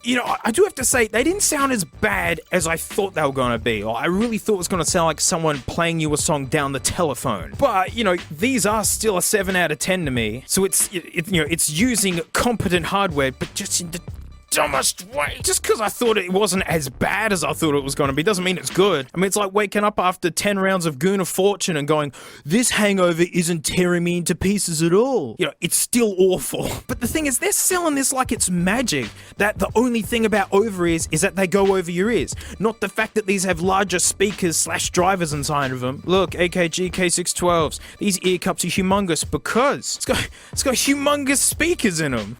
Tiny. This doesn't fix that. Xanu sell these as cheap, I'm gonna say it again, cheap way to get amazing sound, and I've blown the amazing sound claim absolutely to pieces. Whoops. I mean, never mind they make your dirty buds sound worse for money, but you don't have to tell me that these were made to be cheap. This plastic they've chosen to use is like melted down old bin bags. These hinges are so stiff that I didn't know they were hinges at first. Feels like they're gonna snap. Look at the spruey bits. These little circles, that's from the manufacturing process. Normally that's taken away, but these guys, yeah, they're squeezing every penny. Look at this. Look how sharp, unfinished piece of plastic cuts into the ear cup. Alright, give that enough time, that's gonna slice right on through. Both are the same. It's like front and back. I mean, yeah, it's small potatoes, obviously. It doesn't affect how they sound. But, I mean, it just shows how cheap they're trying to go. These discs are metal. They've got magnets. This is all like silicon on the inside. But that's the only reasonable parts on here. Don't let these Bunnings thumb screws fool you. And the cost cutting is throughout. Let me show you the packaging. It is absolutely barren. I'll get this manual out the way. We're gonna have a good chuckle at this. And yeah, it's just this. There you go. That's it. I mean, that doesn't matter as long as they arrive safe, obviously. But this glossy A4 piece of paper they folded in half. Thank you! We are so grateful you have purchased our unique headphones. They're not headphones, they don't have drivers in them. It's our goal to provide everyone the opportunity to enjoy a true luxury headphone experience while using your very own earbuds. Warranty, wow. I mean, there's no working parts in it anyway. Xanu headphones are built for maximum audio quality using iPhone and Samsung. Because yes, when these first came out, Samsung just immediately made a knockoff of them. Even Microsoft's knocked it off. I went to do a video on these, but I just have no words. Here's what you have to do to actually use these properly. You gotta go in to the EQ and max out every single slider. And that reason is because these have no volume at all when you pull them away like that. So basically to use them, you gotta have your device at max volume. Basically having every single frequency all the way up is just adding more volume. Oh my duck. Oh yes, true luxury headphone experience. Oh yeah, all the top end headphones require you go into the EQ and max it out just so you can hear the damn things. Oh, and another fun small detail, the manual doesn't fit in the box unless you bend it slightly. Squeeze every penny. Look how blurry the JPEG is. The company themselves themselves couldn't be bothered to take another photo. Please keep away from children, keep away from everyone. But price, harping on about how cheap. What is the price? Well, they are 40 Freedom Eagle dollars. So, when you compare them to, say, regular headphones from like JB Hi-Fi or something, yeah, sure, that seems cheap. But no, it isn't. And I have proof. The One Audio Studio 30s. So I'm actually testing these for another video, hopefully coming up soon. Now, these are really lightweight and plasticky, but dingus, they look like jewelry compared to these things. Yeah, this is chromed plastic, which is technically a science marvel. It's amazing being able to get chrome onto plastic, but it's the mark of the beast, and the name of that beast is cheap. But there's no spruey bits hanging off anywhere. These inner bits are actually metal. These ear cups that now we're talking, these are so average. And from afar, they look good. Oh dear, oh my duck. Depending where you shop around, these are the same money as these. Yeah, and then check out the box. Look, that's not a blurry JPEG. Look, actual stats, because could you believe it? This can actually make noise on its own. Look, stuff. A big quality egg bag with an email address on it, standard cable, and, a microphone to yell into. We've got to see how it compares. So this one time I was borrowing Mum's Corolla and it ran out of fuel, but it actually ran out of fuel at a petrol station, but only at $20, and I was planning on buying 20 cans of Pepsi Max. But I figured, well, it's fuel for me, it could be fuel for both of us, so I split it between us, put 10 cans in the tank, and then we had to throw the whole car away. So this one time, I was flying an airplane, which I don't know how to do, but it was fully sick, and I was like, I'm gonna go show Kevo. So I started flying really low because I wanted to try and give Kevo a high five, and never mind that even if the plane was landed, it still wouldn't be possible due to the height of the window. Didn't stop me from trying. Knocked out Mum's Hills hoist and crashed the plane. Yo, that's a good mic. One Audio, you geniuses! Look, a competent manual with FAQs and specs and troubleshooting, But this cable here, this is the party trick of these guys. Look, you got the regular dingus end and the big dingus end. And on the bottom of these, you got both. So if you're plugging into a musical keyboard or something, into the little, you got a big. You're plugging into your iPod Shuffle, you put it in the big, you got a little. I'm still testing these for sound wires and sort of thing to get all the nitty gritty details, but man, they smash these. They smash them, and you don't have to put dirty buds in them.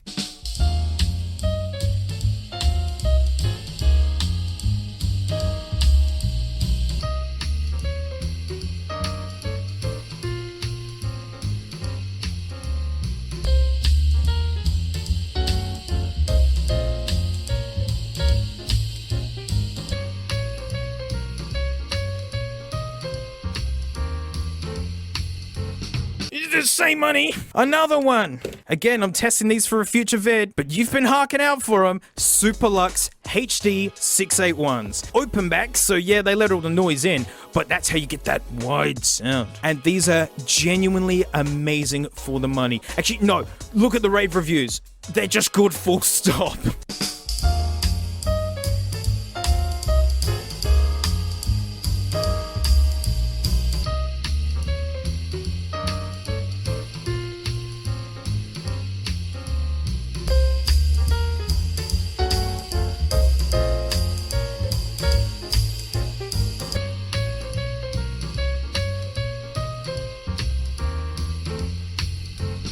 I think these might be the new cheap contender against the Samson HD850s. I really mean that. And these are cheaper than the Zanus. $32. Sonarworks Reference 4 professional audio software actually has a preset for these, so you can balance them out and use them for professional work. $32, you kidding me? Here's the weirdest detail though, right? These are the heaviest by far. By far, and there's nothing in them. So these cost more to buy, but you still have to buy these. I mean, yes, they come with your iPhone or your iPad or whatever, but you still paid for them. You paid for everything in that box. The instruction manual, those Apple stickers, the illustration on the front to the printing. You paid for all of it. And mate, $29. And then converting to Aussie bucks, and then a little bit of shipping because I use Amazon, my whole total spend is $120. So that means they're the most expensive, the heaviest, yet built the worst, and don't even have speakers in them. If your dirty buds die, these die with them. It's all your eggs in one suitcase, mate. And these are brand new ones, by the way, to make sure to give these the best chance possible. Oh, my pixels. Get out of it, Kirkland. But it's fun. On the site, mate, they've got genuine testimonials. They gotta be true. I mean, never mind they're published under the lies that say that they optimize audio and make Apple EarPods more balanced. I DJ for a living and have spent hundreds on high-end headphones. Name it.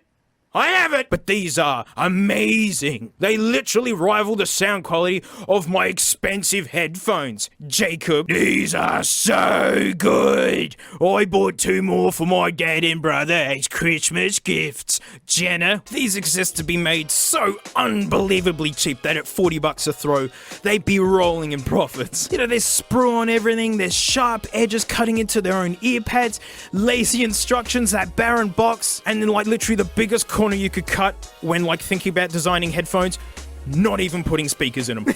There's no more corners left to cut. Headphones like these prove just how cheap Xanu are going, because for like the same money, you get all the accessories and like actually good sound. As like an Internet of Things person, I technically love these. It's like, this is the dumbest idea I've ever seen. They're easily the worst headphones I've ever owned. They don't even have drivers in them. I don't even call them headphones, they're just a chassis. You know, they said they're headphones, so I'll roll with it. It was fun buying a new set of ear pods just for this. And in fact, these can live in here forever. Meaning if I ever want to hear this hilarious sound again, all I gotta do is pick them up and plug them in. But that's it. Thanks so much for watching. Huge thanks to my patrons, especially these stinky names right here, because $1 a month, I do extra vids. I love time warps and time capsules. You know, that's why I got that stash of vintage nuggets waiting for their days in the sun, like a fine mayonnaise. You know, there are some products that just really nail a period. And mate, this is from 1988. Aussie as all get out, you know, because it's got a Southern Cross on it. This laser beam silhouette of a family. That's probably what they thought people looked like in the year 2000. But we're going to have a flick through this and see if there's anything funny in there. I haven't even looked yet. So thanks so much, and I'll see you all next time. Okay, up here. Up here. Okay, so it's still going. Up here.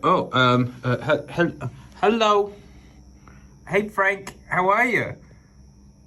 I'm a bit Frank rude.